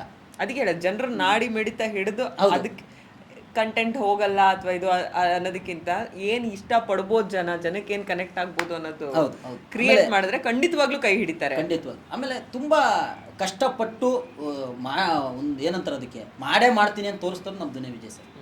ಹಂಗಾಗಿ ಅದು ಕನೆಕ್ಟ್ ಆಗ್ತೀವಿ. ಯಾಕೆಂದ್ರೆ ತುಂಬ ನಾವು ಯಾವತ್ತೂ ನಮ್ಮ ಥರ ಬಂದಿರೋರಿಗೆ ಯಾಕೆ ಬೇಗ ಕನೆಕ್ಟ್. ಈಗ ಚಿಕ್ಕಣ್ಣ ಸರ್ ಹೆಸರು ಹೇಳಿದ್ರೆ ನಂಗೆ ಯಾಕೆ ಖುಷಿ ಆಗುತ್ತೆ ಅಂದರೆ, ನಾನು ಸುಮಾರು ಕಡೆ ಅವ್ರಿಗೆ ಹೇಳಿದ್ದೀನಿ, ನನಗಿನ್ನ ಆ್ಯಕ್ಚುಲಿ 1 ವರ್ಷಕ್ಕೆ ಚಿಕ್ಕರವರು, ಆದ್ರೆ ನಾನು ಅವ್ರಿಗೆ ಅಣ್ಣ ಅಂತಲೇ ಕರೆಯೋದು. ಅವ್ರು ಅದೇ, ಧರ್ಮಣ್ಣ ನನಗಿನ್ನ 1 ವರ್ಷ ದೊಡ್ಡರ ನೀವು, ಮತ್ತು ನನಗೆ ಅಣ್ಣ ಅಂತ ಕರೀತೀರಾ, ಅಣ್ಣ ನಿಮಗೆ ಅಣ್ಣ ಹೇಳ್ತೀರಾ ಅಂತ ಕರೀತಾರಲ್ವಾ. ನಾನು ಹೇಳಿದೆ, ಅಣ್ಣ ನೀವು ಏನೇ ಆದರೂ ಕೂಡ ನಮಗಿನ್ನ ಬೇಗ ಬಂದವರು, ಅನುಭವದಲ್ಲಿ ನಾನು ನಿಮಗೆ ಅಣ್ಣ ಅಂತೀನಿ ಅಷ್ಟೇ. ಆಮೇಲೆ ನಾನು ಅವ್ರಿಗೂ ಹೇಳಿದ್ದೀನಿ ಕೂಡ, ಅವ್ರು ಬಂದಿರೋ ದಾರಿ ಆಗಿರ್ಬೋದು, ನಾವು ಬಂದಿರೋ ದಾರಿ. ಅದೆಷ್ಟು ವೈರಲ್ ಆಯ್ತು ಕೆಲವೊಂದು ಮಾತುಗಳು. ನಾನು ಎಲ್ಲಿ ಮೇಡಮ್ ಕಪ್ಪುಗಿದ್ದೀನಿ, ಐ ಆಮ್ ಬ್ರೌನಿ ಅಂದ್ರೆ ಅವ್ರ ಇನ್ನೋಸೆನ್ಸ್ ಇದೆ ಗೊತ್ತಾ, ಅದು ನಂಗೆ ತುಂಬ ಇಷ್ಟ. ಆಮೇಲೆ ಅವಳು ಅಷ್ಟು ಎತ್ತರಕ್ಕೆ ಬೆಳೆದಿರೋದು ಇದೆಯಲ್ಲ, ಆ್ಯಕ್ಚುಲಿ ನಮ್ಮಂತರಿಗೆಲ್ಲ ಅದು ಇನ್ಸ್ಪೈರ್. ಅದು ಅದು ನಾನು ಹೇಳ್ತೀನಿ, ಅದನ್ನೇ ಹೇಳಿದೆ, ಅದರಿಂದ ನಿಮಗೆ ಅಣ್ಣ ಅಂತ ಕರಿತೀರಣ ಅಷ್ಟೇ ಅಂತ. ಆಮೇಲೆ ಅವ್ರದ್ದು ನಮ್ಮದು ಒಂದು ಉಪಾಧ್ಯಕ್ಷದಿಂದ ಒಂದು ಒಳ್ಳೆ ಆತ್ಮೀಯತೆ ಬೆಳೆದಿದೆ, ಖುಷಿ ನಂಗೆ. ಅದಿರ್ಬೇಕು, ಆ ಫ್ರೆಂಡ್ಶಿಪ್ ಇರ್ಬೇಕು. ಮೇಡಮ್ ಯಾರು ಇಲ್ಲೇ ಇರ್ಬೇಕು ನಾವು ಇಲ್ಲೇ ಇರ್ಬೇಕಾದ್ರು. ಆಮೇಲೆ ಕೆಲವು ಜನ ಎಲ್ಲ ಹೇಳ್ತಾರೆ ಗೊತ್ತಾ, ಅವನು ಇದು ಇವ್ನು ಕಿತ್ಕೊಂಬಿಟ್ಟ, ಇವನಿದು ಅವ್ನು ಕಾಂಪಿಟೇಷನ್ 100% ಬರ್ಕೊಡ್ತೀನಿ ಮೇಡಮ್ ಅವರೇ. ಯಾರ್ದನ್ನ ಯಾರು ಕಿತ್ಕೊಳಕ್ಕಾಗಲ್ಲ. ಅವ್ರವ್ರ ಅಣ್ಣದ ಋಣ ಅವ್ರವ್ರಿಗೆ ಇರುತ್ತೆ. ಈಗ ನೋಡಿ ರಾಜಯೋಗ ಅಂತ ಏನು ನಾನು ಸಿನಿಮಾ ಮಾಡಿದೆ, ಅದಕ್ಕಿಂತ ಮುಂಚೆ ಇಬ್ರು ಬೇರೆ ಫೋಟೋ ಶೂಟ್ ಹಾಕೊಂಡು 3 ದಿನ ಶೂಟು ಮಾಡಿದ್ರು. ಅದು ಶೂಟಿಂಗ್ ಹೋದಾಗಲೇ ಗೊತ್ತಾಗಿದ್ದು ನನಗೆ. ಅದನ್ನು ನನಗೆ ಇದ್ದಿದ್ದರಿಂದ ಅನ್ನೋದ್ ಋಣ ನಾನೇ ಮಾಡಿದೆ ಫೈನಲಿ ಹೋಗಿ, ಅಲ್ವಾ? ಅವೆಲ್ಲ ನಾನು ನಂಬೋದೇ ಇಲ್ಲ. ನಾನು ಇದಕ್ಕೂ ಕಿವಿಗೂ ಹಾಕೊಳ್ಳಲ್ಲ ನಾನು ಅವನ್ನೆಲ್ಲ. ಕೆಲವೊಂದು ವಿಚಾರ ನೀವು ಕೇಳ್ತೀನಾ, ಅದು ಒಳ್ಳೇದಿದ್ರೆ ಮಾತ್ರ ನನ್ನ ತಲೆಯೊಳಗಿರುತ್ತೆ, ಕೆಟ್ಟದ್ದು ಅರಿಕಿಂಗ್ ವರ್ಷದಿಂದ ದಾಡ್ದಿದ್ದಂಗೆ ಬಿಟ್ಟು ಹೋಗ್ಬಿಡ್ತೀನಿ. ಇನ್ನೊಂದು ಪ್ರಶ್ನೆ ಅಂದರೆ, ಇಷ್ಟು ವರ್ಷದಿಂದ ನೀವು ಇಲ್ಲೇ ಇಷ್ಟು ಸಿನಿಮಾಗಳು ಮಾಡಿದ್ದೀರಾ, ತುಂಬ ಹತ್ತಿರದಿಂದ ಇಂಡಸ್ಟ್ರಿ ನೋಡಿದ್ದೀರಾ, ತುಂಬ ಟೀಮ್ಗಳ ಜೊತೆ ಕೆಲಸ ಮಾಡಿದ್ದೀರಾ. ಆದರೂ ಈಗ ಕನ್ನಡ ಇಂಡಸ್ಟ್ರಿ ವಿಚಾರಕ್ಕೆ ಬಂದರೆ, ಸಿನಿಮಾ ಸೆಟ್ಟಲ್ಲಿರುವಾಗ ಶೂಟಿಂಗ್ ಪ್ರೋಸೆಸ್ಸಲ್ಲಿ ಅಥವಾ ಈ ಜರ್ನಿಲಿ ನಂಗೆ ತುಂಬ ಇಷ್ಟ ಆಗೋದು ನಮ್ಮ ಇಂಡಸ್ಟ್ರಿ ಬಗ್ಗೆ ಅನ್ನೋ ಒಂದು ವಿಷಯ. ಇನ್ನೊಂದು, ಇದೊಂದು ಚೇಂಜ್ ಆಗಬೇಕು ನನ್ನ ಪ್ರಕಾರ, ಇದು ಇನ್ನೂ ಇಂಪ್ರೂವ್ ಆಗಬೇಕು, ಚೇಂಜ್ ಆಗಬೇಕು ಅನ್ನೋ ಒಂದು ವಿಷಯ ಯಾವುದು? ಫಸ್ಟ್ ಇಷ್ಟ ಆಗೋದು ಯಾವುದು ಇಂಡಸ್ಟ್ರಿಯಲ್ಲಿ? ತುಂಬ ಇಷ್ಟ ಆಗೋದು ಏನಂತಂದರೆ, ಅವನು ಎಂಥರೇ ಆಗಿರಲಿ, ಯಾವ ಜಾತಿಯನ್ನಾಗಿರಲಿ, ಯಾವ ಧರ್ಮದನ್ನಾಗಿರಲಿ, ಯಾರೇ ಆಗಿರಲಿ, ಕಲಾವಿದ ಅಂತ ಬಂದಾಗ ತುಂಬ ಚೆನ್ನಾಗಿ ಒಳ್ಳೆ ಕಲಾವಿದ ಅನ್ನೋರಿಗೆ ತುಂಬ ರೆಸ್ಪೆಕ್ಟ್ ಕೊಡ್ತಾರೆ. ಆಮೇಲೆ ತುಂಬ ಚೆನ್ನಾಗಿ ಬಳಸ್ಕೊಂತಾರೆ. ಆಮೇಲೆ ಸೆಟ್ಟಲ್ಲಿ ಹೋದಾಗ ಒಂದು ಒಳ್ಳೆ ವಾತಾವರಣ ಕ್ರಿಯೇಟ್ ಮಾಡಿಕೊಡ್ತಾರೆ. ನಾನು ಮಾಡಿರೋದಲ್ಲ, ಎಲ್ಲ ಸ್ಟಾರ್ಗಳಲ್ಲೂ ಅದಿದೆ. ಅದು ನಾನು ತುಂಬ ಹತ್ತಿರದಿಂದ ನೋಡಿದ್ದೀನಿ. ಎಲ್ಲರಿಗೂ ನಮ್ಮ ಕನ್ನಡ, ನಾವು ಬೆಳಿಬೇಕು, ನಮ್ಮನ್ನು ಬೆಳೆಸ್ಬೇಕು ಅನ್ನೋದೇ ಎಲ್ಲರಿಗೂ ಇರೋದು. ಅದು ನನಗೆ ತುಂಬ ಖುಷಿ ಕೊಟ್ಟ ವಿಚಾರ. ಸೆಟ್ಗಳಲ್ಲಾಗಿರ್ಬೋದು, ನಾನು ಓಡಾಡ್ತಿರ್ತೀನಿ ಕೆಲವು ಕಡೆ, ಎಲ್ಲ ಆಗಿರ್ಬೋದು, ಅವ್ರು ಮಾತಾಡೋದಿದ್ದಾಗಿರ್ಬೋದು, ಎಲ್ಲರಿಗೂ ಅದೊಂದು ತುಂಬ ಖುಷಿ ಆಗುತ್ತೆ. ಇನ್ನೊಂದು ಇತ್ತೀಚಿನ ಬೆಳವಣಿಗೆಯಲ್ಲಿ ಒಂದು ಬೇಜಾರು ಏನಂತಂದರೆ, ಇತ್ತೀಚೆಗೆ ತುಂಬ ಒಳ್ಳೊಳ್ಳೆ ಸಿನಿಮಾಗಳು ಬರ್ತಾಯಿದೆ. ಆದರೆ ಏನಂತಂದರೆ, ತುಂಬ ಒಳ್ಳೆ ಸಿನಿಮಾಗಳು ಬಂದಾಗಲೂ ಕೂಡ ದೊಡ್ಡರಾದರೂ ಒಂಚೂರು ನಿಂತ್ಕೋಬೇಕು ಅವ್ರ ಎದುರುಗಡೆ. ಅದು ಒಂದು ಸ್ವಲ್ಪ ಇತ್ತೀಚೆಗೆ ಕಡಿಮೆ ಆಗ್ತಿದೆ. ಯಾಕೆ ಈ ವಿಚಾರ ಹೇಳ್ತೀನಿ ಅಂದರೆ, ರಾಮರಾಮರ ಬಂದಾಗ 2016ರಲ್ಲಿ ಅವರೆಲ್ಲ ನಿಂತಿದ್ದಕ್ಕೇ ನಾನು ಇವತ್ತಿಲ್ಲಿ ಕೂತಿರೋದು. ಅವರಾಗಿರ್ಬೋದು, ಆಮೇಲೆ ನಮ್ಮ ಕರ್ನಾಟಕ ಜನತೆ ಆಗಿರ್ಬೋದು, ನಮ್ಮ ಪ್ರೆಸ್ಸು ಮೀಡಿಯಾ ಆಗಿರ್ಬೋದು, ಕನ್ನಡ ಚಿತ್ರರಂಗದ ಎಲ್ಲ ಗಣ್ಯರಾಗಿರ್ಬೋದು, ಪ್ರತಿಯೊಬ್ಬರು ಅವತ್ತು ರಾಮರಿಗೆ ನಿಂತ್ಕೊಂಡಿದ್ಕೇ ಒಂದೊಳ್ಳೆ ಟೀಮು, ಒಂದೊಳ್ಳೆ ಕಂಟೆಂಟ್ ಕೊಟ್ಟಿದ್ದಾರೆ, ಒಳ್ಳೆ ಪ್ರತಿಭೆಗಳಿದೆ, ನಿಂತ್ಕೊಂಡಿದ್ಕೆ ನಾವು ಇವತ್ತಿಲ್ಲಿ ಕೂತಿರೋದು. ಇವತ್ತು ನಾನು ಯಾಕೆ ಹೇಳ್ತಿದ್ದೀನಿ ಅಂದರೆ, ಇತ್ತೀಚೆಗೆ ಆ ಥರದ್ದೆಲ್ಲ ಕಡಿಮೆ ಆಗ್ತಿದೆ. ಈಗ ಸಿನಿಮಾಗಳು ಅಟ್ಲೀಸ್ಟ್ ನಾನು ಹೇಳೋದು, ಈಗ ಯಾರೇ ಮಾಡಿರಲಿ, ಅದು ನಾನಂತಲ್ಲ, ಇನ್ನೊಬ್ರು ಅಂತಲ್ಲ, ಹೊಸಬ್ರು ಯಾರೇ ಮಾಡಿರಲಿ, ಚೆನ್ನಾಗಿತ್ತಾ ದಯವಿಟ್ಟು ನಾನು ಕೈ ಮುಗಿದು ಕೇಳ್ಕೊಳ್ಳೋದು, ಚೆನ್ನಾಗಿದೆ ಅಂತ ಕಿವಿಗೆ ಬಿದ್ದಾಗ ಒಂಚೂರು ಹೆಲ್ಪ್ ಮಾಡಿ. ಚೆನ್ನಾಗಿಲ್ವಾ ನೀವು 100% ಯಾರಿಗೂ ಮಾಡೋದು ಬೇಡ. ಯಾಕೆಂದರೆ ಚೆನ್ನಾಗಿರೋದನ್ನ ಯಾರೂ ನಿಲ್ಲಿಸೋದು ಇಲ್ಲ, ಯಾರೂ ಬೆಳೆಸಲೂಬಾರ್ದು. ಯಾವತ್ತಿದ್ರೂ ಅದು ರಾಂಗೇನೆ. ಚೆನ್ನಾಗಿತ್ತೆ ಅಂತ ಬಂದಾಗ ಹೊಸಬ್ರಿಗೆ ಪ್ರೋತ್ಸಾಹ. ಈಗ ಹೆಂಗೆ ಅಂತಂದರೆ, ಈಗ ಒಂದು ದೊಡ್ಡ ಮರ ಕೆಳಗೆ ಅದು ಬೀಜ ಬಿದ್ದು ಮೊಳಕೆ ಹೊಡೆದಾಗ ನೀವು ಅದಕ್ಕೆ ಅದು ನೆರಳು ಕೊಟ್ಟು ಅದು ಎತ್ಕೊಂಡ್ರೆ, ಆ ಮರ ಬಿದ್ದರೆ ಇದು ರೆಡಿ ಇರುತ್ತೆ ನೆಕ್ಸ್ಟ್. ಅವಾಗ ಕಾಡಾಗಲಿ, ಒಂದು ಗಾಳಿ ಆಗಲಿ, ಒಂದು ವಾತಾವರಣ ಆಗಲಿ ತುಂಬ ನೈಸರ್ಗಿಕ ಚೆನ್ನಾಗಿರುತ್ತಲ್ವ. ಹಂಗೆ ದೊಡ್ಡವರೆಲ್ಲ ಈ ಥರ ಸಣ್ಣ ಪ್ರತಿಭೆಗಳು ಬಂದಾಗ ಎತ್ತಿಡಿದಂಗಿದ್ರೆ ಅದು ಕಾಡು ಬೆಳವಣಿಗೆ ಆಗಲ್ಲ, ಇಲ್ಲಿ ನೆಕ್ಸ್ಟ್ ಫ್ಯೂಚರು ಇರೋದಿಲ್ಲ, ಬೆಳವಣಿಗೆ ಲಕ್ಷಣ. ಭಾಳ ಚೆನ್ನಾಗಿ ಮಾತಾಡ್ತೀರಾ ಧರ್ಮಣ್ಣ, ಒಳ್ಳೊಳ್ಳೆ ಥಾಟ್ ಪ್ರೊಸೆಸ್ ಇಟ್ಕೊಂಡಿದ್ರೆ. ರಾಜಕೀಯಕ್ಕೆ ಏನಾದ್ರು ಬರೋ ಯೋಚನೆ ಇದೆಯಾ ಮೇಡಮ್? ನಾನು ಹೇಳಿಲ್ವಾ, ಇಲ್ಲಿ ತನಕ ನಾನು ಇದನ್ನೇ ಮಾಡ್ಬೇಕು ಅಂತ ಮಾಡ್ದಾನಲ್ಲ, ದೇವರೇ ಇಲ್ಲಿ ತನಕ ಕರ್ಕೊಂಬಂದಿದ್ದಾನೆ. ಅಲ್ಲಿಗೂ ಕರ್ಕೊಂಡು ಹೋಗ್ತೀನಿ ಅಂದ್ರೆ ನಾನು ಎಲ್ಲ ಕಡೆಗೂ ಹೋಗ್ತೀನಿ. ಧರ್ಮಣ್ಣ ಎಂಬ ನಾನು ಕಡೂರು ವಿಧಾನಸಭಾ ಕ್ಷೇತ್ರದಿಂದ ಆಗ್ಲಿ, ನಾವ್ ಅದನ್ನೇ ಮತ್ತೆ ರಿಪೀಟ್ ಮಾಡ್ತೀವಿ. ಏನೇನ್ ಅನ್ಸುತ್ತೋ ಟ್ರೈ ಮಾಡೋದ್ರಲ್ಲಿ ತಪ್ಪಿಲ್ಲ. ಒಂದೇ ಲೈಫ್ ರಿಗ್ರೆಟ್ಸ್ ಚೆನ್ನಾಗಿದೀವಲ್ವಾ? ದೇವ್ರು ಎಲ್ಲಿ ಕರ್ಕೊಂಡು ಹೋಗ್ತಾರೆ ಕರ್ಕೊಂಡು ಹೋಗ್ಲಿ, ನಾವು ರೆಡಿ. ನಾವು ದೇವ್ರು ಕರ್ಕೊಂಡು ಹೋದಂಗೆ ಆ ರೋಡಲ್ಲಿ ಹೋಗಕ್ಕೆ ನಾವು ರೆಡಿ ಮೇಡಮ್. ಆದ್ರೆ ಆ ರೋಡಾಗಿ ಹೋಗ್ಬೇಕಾದ್ರೆ ನಂದೇನಂತಂದ್ರೆ, ನಾವು ಹೋದ್ವಿ ಅಂದ್ರೆ ಅಲ್ಲಿ ಏನಾರೋ ಒಂದಿಷ್ಟು ಕೆಲಸ ಆಗಿರ್ಬೇಕು, ಹಂಗಿದ್ರೆ ಹೋಗೋಣ ಮೇಡಮ್, ಇಲ್ಲಾಂದ್ರೆ ಏನಕ್ಕೆ ಹೋಗೋಣ ಅಲ್ವಾ? ಆಮೇಲೆ ನಮಗೆ ಈ ತೋರ್ಪಡಿಕೆ ಆಗಲಿ, ಸುಮ್ಮನೆ ಹೋಗ್ಬಿಟ್ಟು ಏನಮ್ಮ ನೀವು ಹಿಂಗೆ ಮಾಡ್ತೀಯಾ, ಸುಮ್ಮನೆ ಅವೆಲ್ಲ ನಮ್ಮ ಜೀವನದಲ್ಲಿ. ಯಾಕೆಂದರೆ ಏನಕ್ಕೆ ಬಂದಿಲ್ಲ ಅಂದರೆ, ನಾವು ಬೆಳೆದಿದ್ದೆಲ್ಲ ತುಂಬ ಕಷ್ಟಪಟ್ಟು, ಆ ಕಷ್ಟಪಟ್ಟಿರೋ ಇದು ನಮಗೆ ಮಾತ್ರ ಗೊತ್ತಿರುತ್ತೆ ಎಷ್ಟು ಕಷ್ಟ ಇರುತ್ತೆ ಅಂತ. ಹಂಗಾಗಿ ನಮಗೆ ರಿಯಾಲಿಟಿ ಗೊತ್ತು, ಮತ್ತು ಅವನಲ್ಲಿ ಪ್ರತಿಭೆ ಇದೆಯೋ ಇಲ್ಲ ಅನ್ನೋದನ್ನ ಹಿಂಗೆ ಹೊಡೆಯೋದ್ರಾಗ ಹೇಳ್ತೀವಿ. 2 ನಿಮಿಷ ನಮ್ಮ ಹತ್ರ ಮಾತಾಡಿದ್ರೆ ಇವ್ನು ಮಾಡೋದನ್ನು, ಇವನು ಹೇಳೋದನ್ನು ಮಾಡ್ತಾನೆ ಇಲ್ಲ, ನಾವು ಡೈರೆಕ್ಟಾಗಿ ಹೇಳ್ತೀವಿ. ಅಷ್ಟು ಅನುಭವ ನಮ್ಮಲ್ಲಿದೆ. ಯಾಕೆಂದ್ರೆ ಅಷ್ಟು ರೋಡ್ ಅಡ್ಡಾಡಿದ್ದೀನಿ ನಾನು ಇಡೀ ಕರ್ನಾಟಕದಲ್ಲಿ. ರೋಡಿಂದ ಬಂದವ್ರು ನಾವು. ನಾನು ಅದನ್ನೇ ಹೇಳ್ತೀನಿ, ರೋಡಿಂದ ಬಂದವ್ರು ನಾವು. ನಾನು ಸುಮಾರು ಕಡೆ ಅದೇ ಹೇಳ್ತೀನಿ, ಗುರು ರೋಡಿಂದ ಬಂದನು, ಮ್ಯಾಕ್ಸಿಮಮ್ ಎಲ್ಲಿಗೆ ಹೋಗ್ತೀನಿ, ರೋಡಿಗೆ ಹೋಗಿ, ಅದಕ್ಕಿಂತ ಕೆಳಗಂತೂ ಹೋಗಲ್ಲ. ಎಕ್ಸಾಕ್ಟ್ಲಿ, ಇದು ತುಂಬಾ ಸಿಚುವೇಶನ್ ಅಲ್ಲಿ ವರ್ಕ್ ಆಗುತ್ತೆ. ಅಂದ್ರೆ ಇದಕ್ಕೆ ಅಂತ, ಈಗ ಫಾರ್ ಎಕ್ಸಾಂಪಲ್ ಯಾವುದೋ ಒಂದು ಸಿಚುವೇಶನ್ ಅಂತ ಕಷ್ಟನೇ ನೋಡಿದೀವಂತೆ. ಮ್ಯಾಟ್ರೇ ಅಲ್ಲ ಮೇಡಮ್, ಮ್ಯಾಟ್ರೇ ಅಲ್ಲ ಇದೆಲ್ಲ. 100% ನಾನು ರಂಗಭೂಮಿ ಹೇಳ್ಕೊಟ್ಟಿರೋದು ಒಂದೇ ಮೇಡಮ್, ನಾವು ಯಾರಿಗೂ ಕೆಟ್ಟದ್ದು ಬಯಸ್ಬಾರ್ದು, ನಾವು ಯಾರು ಕೆಟ್ಟ ಆದರೆ ಸಾಧ್ಯ ಆದರೆ 4 ಜನಕ್ಕೆ ಹೆಲ್ಪ್ ಮಾಡು. ಇಲ್ವಾ, ಮುಚ್ಕೊಂಡು ನಿನ್ನ ಕೆಲಸ ಏನಿದೆ ನೀನು ಮಾಡ್ಕೊಂಡು ಆರಾಮಿರು. ಎಲ್ಲರೂ ನೀವು ನಾನೇನಿದ್ದೀನಲ್ವಾ, ನಾನು ಚೆನ್ನಾಗಿದ್ದೀನ ಫಸ್ಟು ನೋಡ್ಕೋಬೇಕು. ಮನಸ್ಪೂರ್ವಕವಾಗಿ ನಾನು ಚೆನ್ನಾಗಿದ್ದೀನ, ನಾನು ಕರೆಕ್ಟಾಗಿ ಕೆಲಸ ಮಾಡ್ತಿದ್ದೀನ, ನಾವು ಅಂದ್ಕೊಂತೀವಿ ಗೊತ್ತಾ ದೇಶ ಉದ್ಧಾರ ಮಾಡ್ತೀವಿ ಅಂತ. ಗುರು, ನೀನು ಒಬ್ಬ ದೇಶ ಉದ್ಧಾರ ಮಾಡೋಕ್ಕಾಗಲ್ಲ. ಫಸ್ಟ್ ನೀನು ಫ್ಯಾಮಿಲಿ ಉದ್ಧಾರ ಮಾಡು. ಇದನ್ನ ಧರ್ಮಣ್ಣ ನೀವು ಎಲ್ಲ ನನ್ನ ಮನ್ಸಿನ ಮಾತು ಹೇಳ್ತೀರಾ ಫಸ್ಟ್. ಆಮೇಲೆ ನಾವು ಖುಷಿಯಾಗಿರ್ಬೇಕು ಆಸ್ ಎ ಇಂಡಿವಿಜುವಲ್, ನಾವು ನೆಮ್ಮದಿಯಾಗಿರ್ಬೇಕು. ಅವಾಗ ನಮ್ಮ ಸುತ್ತಲಿರೋರನ್ನ ಚೆನ್ನಾಗಿ ನೋಡ್ಕೊಳ್ಳಿ. ನಮ್ಮ ಫ್ಯಾಮಿಲಿ, ನಿಮ್ಮ ಏರಿಯಾ, ನಿಮ್ಮ ಊರು, ಅದು ಹಂಗೆ ಬರಬೇಕು. ನೀನಷ್ಟು ನೋಡ್ತಾ ಫಸ್ಟ್, ಉಳಿದಿದ್ದು ಅದೇ ಆಗುತ್ತೆ. ಬೇಸಿಕ್ ಇಂದ ಮೂಲ. ನಾವೀಗ ನೀರ್ ಹಾಕ್ಬೇಕು ಅಂದ್ರೆ ಏನು, ಮೇಲಿಂದ ಗಿಡಕ್ಕೆ ನೀರು ಒಯ್ತೀವಿ ಯಾವಾಗ ಬಿಸಿಲು ಟೈಮಲ್ಲಿ ಒಂದ್ ಸ್ವಲ್ಪ ರಂಗೆ ಇರ್ಲಿ, ಚೆನ್ನಾಗಿ ಇದಾಗ್ಲಿ ಅಂತೇಳಿ ಬುಡಕ್ ನೀರ್ ಹಾಕಿದ್ರೆ ಇಡೀ ಮರಕ್ಕೆ ಅಲ್ಲಿಂದ ಎದ್ದಾಳುತ್ತೆ ಅಲ್ವಾ. ಯಾವತ್ತು ಬುಡಕ್ ನೀರ್ ಹಾಕ್ಬೇಕು. ಹಂಗೆ ನಮ್ಮ ಮೂಲಕ್ಕೆ ಫಸ್ಟ್ ಹಾಕಬೇಕು. ನಾವು ಏನೇ ಕೆಟ್ಟದ್ದು ಮಾಡ್ತೀವ ಒಳ್ಳೇದು ಮಾಡ್ತೀವ, ನಮ್ಮ ಮೂಲದಿಂದ ಎತ್ಕೋಬೇಕು. ಅವಾಗ ಆಟೋಮೆಟಿಕಲಿ ಎಲ್ಲ ಚೆನ್ನಾಗಿರುತ್ತೆ. ನಾವು ಅದನ್ನ ಬಿಟ್ಟು ಏನ್ ಮಾಡ್ಬಿಡ್ತೀವಿ, ಫಸ್ಟ್ ಬೆಳೆದ್ಬಿಟ್ಟಿವಿ ಅಂತ ಅಲ್ಲೂ ಹಾಕ್ತಿವಿ ಇಲ್ಲೂ ಹಾಕ್ತಿವಿ, ತಡೆ ಅಂತಲೂ ಎಲ್ಲೂ ಹಾಕಲ್ಲ ಕಡೆ ಕೊಟ್ಟಿದ್ದೀನಿ. ಈಗ ಎಲ್ಲರೂ ನಾವು ನಮ್ಮ ಜೀವನದಲ್ಲಿ ಅಷ್ಟು ಬ್ಯುಸಿ ಆಗಿರ್ತೀವಿ. ಈಗ ನನ್ನ ಕೆಲಸ, ನನ್ನ ಕರಿಯರು, ನಂದೇನೋ ಟೆನ್ಷನ್ಸು, ಫ್ಯಾಮಿಲಿ ಕಮಿಟ್ಮೆಂಟ್ಗಳು, ಇದೆಲ್ಲದ್ರ ಮಧ್ಯೆ ನಮ್ಮ ಸುತ್ತಲೂ ಒಂದಷ್ಟು ವಿಚಾರಗಳಾಗ್ತಾ ಇದೆ. ಎಲ್ಲೋ ಒಂದು ಕಡೆ ಅದನ್ನ ಮರ್ತು ಹೋಗ್ತೀವೋ, ಅದಕ್ಕೊಂದು ಇನ್ಪುಟ್ ಕೊಡೋದು, ಅದ್ರ ಬಗ್ಗೆ ಮಾತಾಡೋದು, ಅದ್ರ ಬಗ್ಗೆ ನಾವು ಏನೋ ಒಂದು ಚಿಕ್ಕದಾಗೆ ಆದ್ರೂ ನಾವು ನಮ್ಮ ಕಡೆಯಿಂದ ಒಂದು ಏನೋ ಅದಕ್ಕೋಸ್ಕರ ಕೆಲಸ ಮಾಡೋದು ಮರ್ತು ಹೋಗ್ತೀವಿ. ಫಾರ್ ಎಕ್ಸಾಂಪಲ್ ಏನು ಬೇಕಾದ್ರೆ ಇರ್ಬೋದು. ಈಗ ನೋಡಿ ಬೆಂಗಳೂರಲ್ಲಿ ಯಾವತ್ತೂ ಎಷ್ಟೋ ವರ್ಷದ ಹಿಂದೆ ಒಂದು ಟೈಮಲ್ಲಿ ಬಂದಂಥ ಬಿಸಿಲು ಮಾರ್ಚ್ 29 ಅಷ್ಟಿತ್ತು ತಾಪಮಾನ ಅನ್ನೋವಂಥದ್ದು. ಗ್ಲೋಬಲ್ ವಾರ್ಮಿಂಗ್ ಆಗಿರ್ಬೋದು, ಅಥವಾ ಒಂದಷ್ಟು ಪೊಲಿಟಿಕಲ್ ಪಾರ್ಟೀಸಲ್ಲಾಗುವಂಥ ಹೊಡೆದಾಟಗಳು ಅಥವಾ ದೇಶದ ಡೆವಲಪ್ಮೆಂಟ್, ಇದೆಲ್ಲ ನೋಡಿದಾಗ, ಅಥವಾ ಬೇಸಿಕ್ ವಿಷಯ, ಈಗ ಬೆಂಗಳೂರಲ್ಲಿ ನೀರಿಲ್ಲ. ಬೀಯಿಂಗ್ ಎ ಸಿಟಿಸನ್ ನಾವೆಷ್ಟು ಜವಾಬ್ದಾರಿಯಿಂದ ಇರಬೇಕು ಅನ್ಸುತ್ತೆ. ಮೇಡಮ್ ಹೇಳಿಲ್ವಾ, ವಿದ್ಯಾವಂತರಿಂದನೇ ಎಲ್ಲ ಆಗ್ತಿರೋದು ಮೇಡಮ್. ದಡ್ರಿಂದ ಆಗ್ತಿಲ್ಲ. ದಡ್ರಿಗೆ ಅದ್ರ ಅವಶ್ಯಕತೆನೂ ಇಲ್ಲ. ಈಗ ಹಳ್ಳಿಗಳಿಗೆ ಹೋಗಿ ಇವತ್ತಿಗೂ ನಿಮಗೆ ಅಲ್ಲಿ ಏನೂ ಸಮಸ್ಯೆಗಳಿಲ್ಲ. ಏನಕ್ಕೆ ಅಂತಂದರೆ ಅವ್ರಿಗೆ ಗೊತ್ತು, ಅವ್ರು ಒಂದು ಏನೋ ಇದು ಮಾಡ್ತಾರೆ ಅಂದ್ರೆ ಒಂದು ಗಿಡ ನೆಡ್ತಾರೆ, ಅವ್ರಿಗೊಂದು ಖುಷಿ, ಗಿಡಗಳ ಜೊತೆನೇ ಬೆರೀತಾರೆ ಅವರು. ಆಯಿತಾ. ನಾವೆಲ್ಲ ವಿದ್ಯಾವಂತರು ಏನು ಮಾಡ್ಬಿಡ್ತೀವಿ ಅಂತಂದರೆ, ಈಗ ನೋಡಿ ಈಗ ನನಗೊಂದು ಕ್ವಶನ್ ಕೇಳಬೇಕು ಅಂತ ಅನ್ಸುತ್ತೆ ಸರ್ಕಾರಕ್ಕೆ, ಅದು ಯಾವ ಸರ್ಕಾರನಾರ ಆಗಿ. ಆಯಿತಾ. ಕೆಲವೊಂದು ಸತಿ ಕಾಡ್ನೇ ಇದು ಕೊಟ್ಬಿಡ್ತಾರೆ, ಒಂದು ಯಾವುದೋ ಒಂದು ಡೆವಲಪ್ಮೆಂಟ್ ಅಂತೆ ಇದಂತೆ ಅಂತ ಅಂದ್ಬಿಟ್ಟು ಬೆಟ್ಟನೇ ಕೊಟ್ಬಿಡ್ತಾರೆ. ಆಯಿತಾ. ಇದ್ರ ಮೇಲೆ ಕೊಡ್ತಾರೆ ನನಗೆ ಗೊತ್ತಿಲ್ಲ, ಅದೇನೋ ಇರ್ಬೋದೇನೋ, ಅದು ನನಗೆ ಗೊತ್ತಿಲ್ಲ. ನನಗೆ ತಿಳಿದಿಲ್ಲ, ನನಗೇನು ಗೊತ್ತಿಲ್ಲ ಒಬ್ಬ ವ್ಯಕ್ತಿಯಾಗಿ ಅನ್ಎಜುಕೇಟೆಡ್ ಅನ್ಕೊಳ್ಳಿ, ತೊಂದರೆ ಇಲ್ಲ. ಯಾವ ಇದ್ರ ಮೇಲೆ ಆದ್ರೂ ಒಂದು ಬೇಸಿಕ್ ಗೊತ್ತು. ಹಂಗೆ ನೀವು ಮತ್ತೆ ಏನು ಕೊಡ್ತೀರಾ ಅಲ್ವಾ. ಇದೆಲ್ಲ ಕ್ರಿಯೇಟ್ ಆಗೋದಿಲ್ಲಿ ಕಾಡು ನಾಶ ಮಾಡಿದಾಗ. ಆಯಿತಾ. ಬೆಟ್ಟ ಗುಡ್ಡಗಳನ್ನೇ ಅವ್ರು ಬೇರೆ ಬೇರೆ ಪ್ರೈವೇಟೈಸೇಷನ್ ಅಂತ ಏನಾರು ಮಾಡಿದಾಗ ನಿಮಗೆ ಆಟೋಮೆಟಿಕಲಿ ಮರಗಳನ್ನು ಕಡಿತಾರೆ. ಆಯಿತಾ. ಅದು ನೈಸರ್ಗಿಕವಾಗಿ ನಿಮಗೆ ಏನೇ ಇದ್ರೂ ಮರ ಇದ್ರೇ ನಿಮಗೆಲ್ಲ ಒಂದು ವೃತ್ತ ಅಂತ ಏನು ಹೇಳ್ತಾರೆ, ಆ ಶುರುವಾಗೋದೇ ಮರದಿಂದ ಹಿಡಿದು ಪ್ರತಿಯೊಂದು. ಈಗ ನಮ್ಮಲ್ಲೆಲ್ಲ ಏನು ಮಾಡೋದು ಗೊತ್ತಾ, ಅವಾಗ ಬದುಗಳಲ್ಲಿ ಎಂಥದ್ದು ಬೇವಿನ ಮರ ಹಾಕೋರು ಮೇಡಮ್. ಬೇವಿನ ಮರ ಏನು ಹಾಕೋರು ಅಂತಂದರೆ, ಅದಕ್ಕೆ ಎಷ್ಟೊಂದು ಜನಕ್ಕೆ ಅದು ವೈಜ್ಞಾನಿಕವಾಗಿ ಗೊತ್ತಿಲ್ಲ ಕೆಲವು ಜನಕ್ಕೆ, ನಮ್ಮ ಹಳ್ಳಿಯರಿಗೆ. ಆದರೆ ಹಾಕ್ತಾರೆ ಇವತ್ತಿಗೂ. ಏನಕ್ಕೆ ಅಂತಂದರೆ ಅದರದ್ದೊಂದು ವಿಶೇಷತೆ ಇದೆ. ನಾನು ಅದೆಲ್ಲ ಓದಿದೆ. ಏನಕ್ಕೆ ಅಂದರೆ ಅದು ಬೇರಲ್ಲಿ ನೀರನ್ನ ಹಿಡಿದಿಟ್ಕೊಂಡಿರುತ್ತೆ. ಬೇಸಿಗೆ ಟೈಮಲ್ಲಿ ಹಿಂಗೆ ಬಿಡುತ್ತೆ ಅದನ್ನ. ಆಯಿತಾ. ಬೇಸಿಗೆ ಟೈಮಲ್ಲಿ ಹಂಗೆ ಬಿಡೋದಕ್ಕೆ ಅದ್ರ ಸುತ್ತಮುತ್ತ ಏನು ಬದ ಇರುತ್ತಲ್ಲ, ಆ ಹೊಲ ತುಂಬ ತಂಪಾಗಿರುತ್ತೆ ಅಂತ. ಕರೆಕ್ಟ್. ಅಂದರೆ ತುಂಬಾ ಲಾಜಿಕ್ ಹುಡುಕ್ಲಿಲ್ಲ ಅಂದ್ರೆ, ಅದ್ರ ಬಗ್ಗೆ ಅಷ್ಟೊಂದು ತಿಳ್ಕೊಳ್ಳಿಲ್ಲ ಅಂದ್ರು ಮುಗ್ಧತೆಯಲ್ಲೂ ಅವರು ಕೆಲವೊಂದನ್ನು ಫಾಲೋ ಮಾಡ್ತಾರೆ. ಆ ಫಾಲೋ ಇದೆಯಲ್ಲ, ಅದು ಮುಗ್ಧತೆಯಲ್ಲಿ ಇರೋದು. ಆಯ್ತಾ. ನಾವೆಲ್ಲ ಏನು ಮಾಡ್ಬಿಡ್ತೀವಿ, ಇದೇನೋ ತಡೆ ಆಗ್ತೀವಿ, ತಡೆ ಹತ್ಲಾಗೆ ನಮ್ಮ ಹೊಲ ಇದು ಮಾಡ್ಕೊಂಬಿಡೋಣ, ಹಂಚ್ಕೊಂಬಿಡೋಣ, ಇದು ಮಾಡ್ಕೊಂಬಿಡೋಣ. ಈ ಓದ್ದರೆಲ್ಲ ಏನು ಮಾಡ್ತೀರ, ಕಟ್ ಮಾಡಿ ಬಿಸಾಕ್ತೀರ, ಅದು ನಮಗೆ ಬೇಡ ಆಗಿಲ್ಲ ಅಂತ.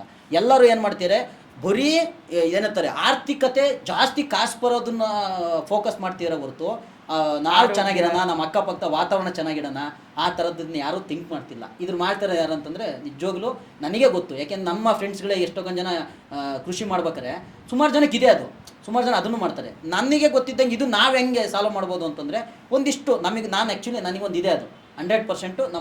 ನಾವು ಎಲ್ಲಾಗುತ್ತೆ ಅಲ್ಲಿ ಒಂದಿಷ್ಟು ಹುಡುಗನೆಲ್ಲ ಕಟ್ಕೊಂಡು ಈಗ ಪ್ಲ್ಯಾನ್ ಮಾಡ್ತಾ ಇದ್ದೀವಿ ಆಲ್ರೆಡಿ. ಒಂದು NGO ಥರ ಇದನ್ನು ಕ್ರಿಯೇಟ್ ಮಾಡಿಬಿಟ್ಟು ಎಷ್ಟಾಗುತ್ತಷ್ಟು ಗಿಡಗಳನ್ನು, ಎಷ್ಟಾಗುತ್ತಷ್ಟು ಜನಗಳಿಗೆ, ಎಷ್ಟಾಗುತ್ತಷ್ಟು ಹೆಲ್ಪ್ ಮಾಡಬೇಕು. ಪ್ರಕೃತಿಗೆ ಜಾಸ್ತಿ ಸಂಬಂಧಪಟ್ಟಂಗೆ ನಾವು ಹಂಗಾರೂ ನಮ್ಮ ಎಮ್ಮೆದೊಡ್ಡಿ ಕಡೆ ಒಂದಿಷ್ಟು ಇದಕ್ಕೆ ಹೋದಾಗ, ಇಲ್ಲಿ 2 ವರ್ಷ ಹಿಂದೆ ಅನಿಸುತ್ತೆ, ಒಂದಿಷ್ಟು ಸಾವಿರಾರು ಬೀಜಗಳನ್ನು ಒಂದು 15-20 ಜನ ಸೇರ್ಕೊಂಡ್ಬಿಟ್ಟು ಇಡೀ ಕಾಡು ಸುತ್ತಮುತ್ತ ಎಲ್ಲ ಕಡೆ ಬಿಸಾಕ್ ಬಂದಿದ್ವಿ ಇವಾಗ. ಆ ಥರದ್ದು ಒಂದಿಷ್ಟು. ಆಮೇಲೆ ಗಿಡ ನೆಡ್ತಿರ್ತೀವಿ ಅವಾಗ ನಾನು ನಟರಾಜು ನಾವೆಲ್ಲ ಸೇರ್ಕೊಂಡು ಸುತ್ತಮುತ್ತ. ಅದು ಏನಾಗುತ್ತೆ ಅಂತಂದ್ರೆ ನಾವಲ್ಲಿ ನೆಟ್ಟಿ ಬಂದರೆ ಅದನ್ನ ನೋಡ್ಕೊಳಕ್ಕಿದೆಯಲ್ಲ, ಅದು ನೋಡ್ಕೊಳ್ಳೋದು ಅಷ್ಟು ಈಸಿ ಇಲ್ಲ ಮೇಡಮ್. ನೆಡೋದು ಈಸಿ. ಅವತ್ತು ಒಂದು ದಿವಸ ಏನೋ ಖುಷಿಯಾಗಿ ನೆಟ್ ಬಂದ್ಬಿಡ್ತೀವಿ, ಎಲ್ಲ ಮುಗೀತು. ಆದರೆ ಅದನ್ನು ವರ್ಷಾನ್ಗಟ್ಲೆ ಕಾಪಾಡಬೇಕಲ್ಲ ದೊಡ್ಡದಾಗ ತನಕ. ದೊಡ್ಡದಾದ್ಮೇಲೆ ಅದು ಹೆಂಗೆ ಕಾಪಾಡ್ಕೊಳ್ಳುತ್ತೆ. 1 ವರ್ಷ 1-2 ವರ್ಷ ಕಾಪಾಡೋದಿದೆಯಲ್ಲ ಒಂದು ಗಿಡನ, ಅದಷ್ಟು ಈಸಿ ಅಲ್ಲ ಅದು. ಅದಕ್ಕೆ ಅವಾಗ ನಮಗೆ ಅನ್ನಿಸ್ತು, ನಾವು ಬರೀ ಒಂದು ದಿವಸಕ್ಕೆ ಬಂದು ಈ ಥರ ಮಾಡೋದ್ರೆ ಇದನ್ನ ನಾವು ವೇಸ್ಟ್. ಅದು ಸುಮ್ಮನೆ ನಮ್ಮ ತೋರ್ಪಡಿಕೆಗೆ ಮಾಡ್ದಂಗೆ ಆಗುತ್ತೆ ಅಷ್ಟೇ, ಅದು ವರ್ಕೌಟ್ ಆಗಲ್ಲ. ಅದನ್ನ ನೀಟಾಗಿ ಪ್ಲ್ಯಾನ್ ಮಾಡೋದು ಹೆಂಗೆ ಅಂತಂದಾಗ ಈ ಥರದೊಂದು ಇದನ್ನ ಕ್ರಿಯೇಟ್ ಮಾಡಿಬಿಟ್ಟು ಒಂದು NGO ಥರ ನಾವೇ ಮಾಡ್ಕೊಂಬಿಟ್ಟು ವರ್ಷಾನ್ಗಟ್ಲೆ ಅದ್ರ ಕೆಲಸ ನಡೀತಾನೆ ಇರಬೇಕು. ಈ ನೀರು ಹಾಕೋದಾಗಲಿ, ಗೊಬ್ಬರ ಹಾಕೋದಾಗಲಿ, ಬೇರೆ ಇನ್ನೊಂದು ಕೆಲಸ ಆಗಲಿ, ಆ ಥರದ್ದೆಲ್ಲ ಮಾಡಿದಾಗ ಪ್ರಕೃತಿಗೆ ಎಷ್ಟಾಗುತ್ತೆ ಅಷ್ಟು ನಮ್ಮ ಕಡೆಯಿಂದನೂ ಕೊಡೋಣ ಅನ್ನೋ ಪಾಯಿಂಟ್ ಇದೆಯಲ್ಲ, ಅದು ನನ್ನ ಕಡೆಯಿಂದ ಮಾಡೋ ಅಂಥದ್ದು. ಹಂಗೆ ಎಲ್ಲರೂ ಮಾಡಿದ್ರೆ ಒಂದು ಸ್ವಲ್ಪ ಚೆನ್ನಾಗಿ ಆಗ್ಬೋದೇನೋ ಅಂತ ನನ್ನೊಂದು ಒಪಿನಿಯನ್. ಬಟ್ ನಂಗೆ ಅನ್ಸಿದ್ದು ಏನು ಗೊತ್ತಾ, ಇಷ್ಟೊತ್ತವರೆಗೂ ಮಾತಾಡಿದ್ದೀನಿ, ನಾನು ಧರ್ಮಣ್ಣ ತುಂಬ ವರ್ಷದಿಂದ ಗೊತ್ತು, ಬಟ್ ಇವತ್ತು ಒಂದಷ್ಟು ವಿಷಯಗಳು ನಾವು ಇಷ್ಟು ಚರ್ಚೆ ಮಾಡಿರಲಿಲ್ಲ. ಭಾಳ ನೆಮ್ಮದಿ ಇದೆ ಅವ್ರ ಜೀವನದಲ್ಲಿ, ಅವ್ರು ಮಾಡೋ ಕೆಲಸದಲ್ಲಿ ಒಂದು ಖುಷಿ ಇದೆ, ಮುಂದೆ ಮಾಡಬೇಕಾಗಿರೋ ಒಂದಷ್ಟು ಕನಸುಗಳಿದೆ. ಆ ಸ್ಟೆಬಿಲಿಟಿ ಇದೆಯಲ್ಲ ಇವತ್ತಿಗೆ ಅದು ಬೇಕು. ಅದಕ್ಕಿಂತ ದೊಡ್ಡದು ಇನ್ಯಾವುದೂ ಅಲ್ಲ ಜೀವನದಲ್ಲಿ. ದುಡ್ಡು ಇನ್ನೊಂದು ಮತ್ತೊಂದು ಎಲ್ಲ ಬರುತ್ತೆ, ಬಟ್ ಒಂದು ಬೇಸಿಕ್ ಒಂದು ಪೀಸು ನೆಮ್ಮದಿ ತುಂಬ ಇಂಪಾರ್ಟೆಂಟು. ಮುಖದಲ್ಲಿ ಎದ್ದೆದ್ದು ಕಾಣ್ತದೆ ಧರ್ಮಣ್ಣ, ತುಂಬ ಒಳ್ಳೇದಾಗಲಿ ನಿಮಗೆ. ಆ್ಯಂಡ್ ನಮ್ಮ ಪಾಡ್ಕಾಸ್ಟಿಗೆ ಬಂದು ಇಷ್ಟು ಮನಸ್ಸು ಬಿಚ್ಚಿ, ಆ್ಯಕ್ಚುಲಿ ಇದು ನಮಗೆ ಟೈಮ್ ಲಿಮಿಟ್ ಇರೋದ್ರಿಂದ ನಾವು ಮುಗಿಸ್ಬೇಕಾಗಿದೆ. ಮಾತಾಡಿದ್ರೆ ನಾವು ದಿನ ಎಲ್ಲ ಮಾತಾಡ್ಬೋದು, ಅಷ್ಟು ಟಾಪಿಕ್ಸ್ ಇದೆ. ಮತ್ತೆ ಸಿಗೋಣ ಇನ್ನೊಂದು ವೇದಿಕೆಯಲ್ಲಿ. Thank you so much. ನಮ್ಮ ಕಡೆಯಿಂದ ಒಂದು ಸ್ಮಾಲ್ ಗಿಫ್ಟ್. Thank you.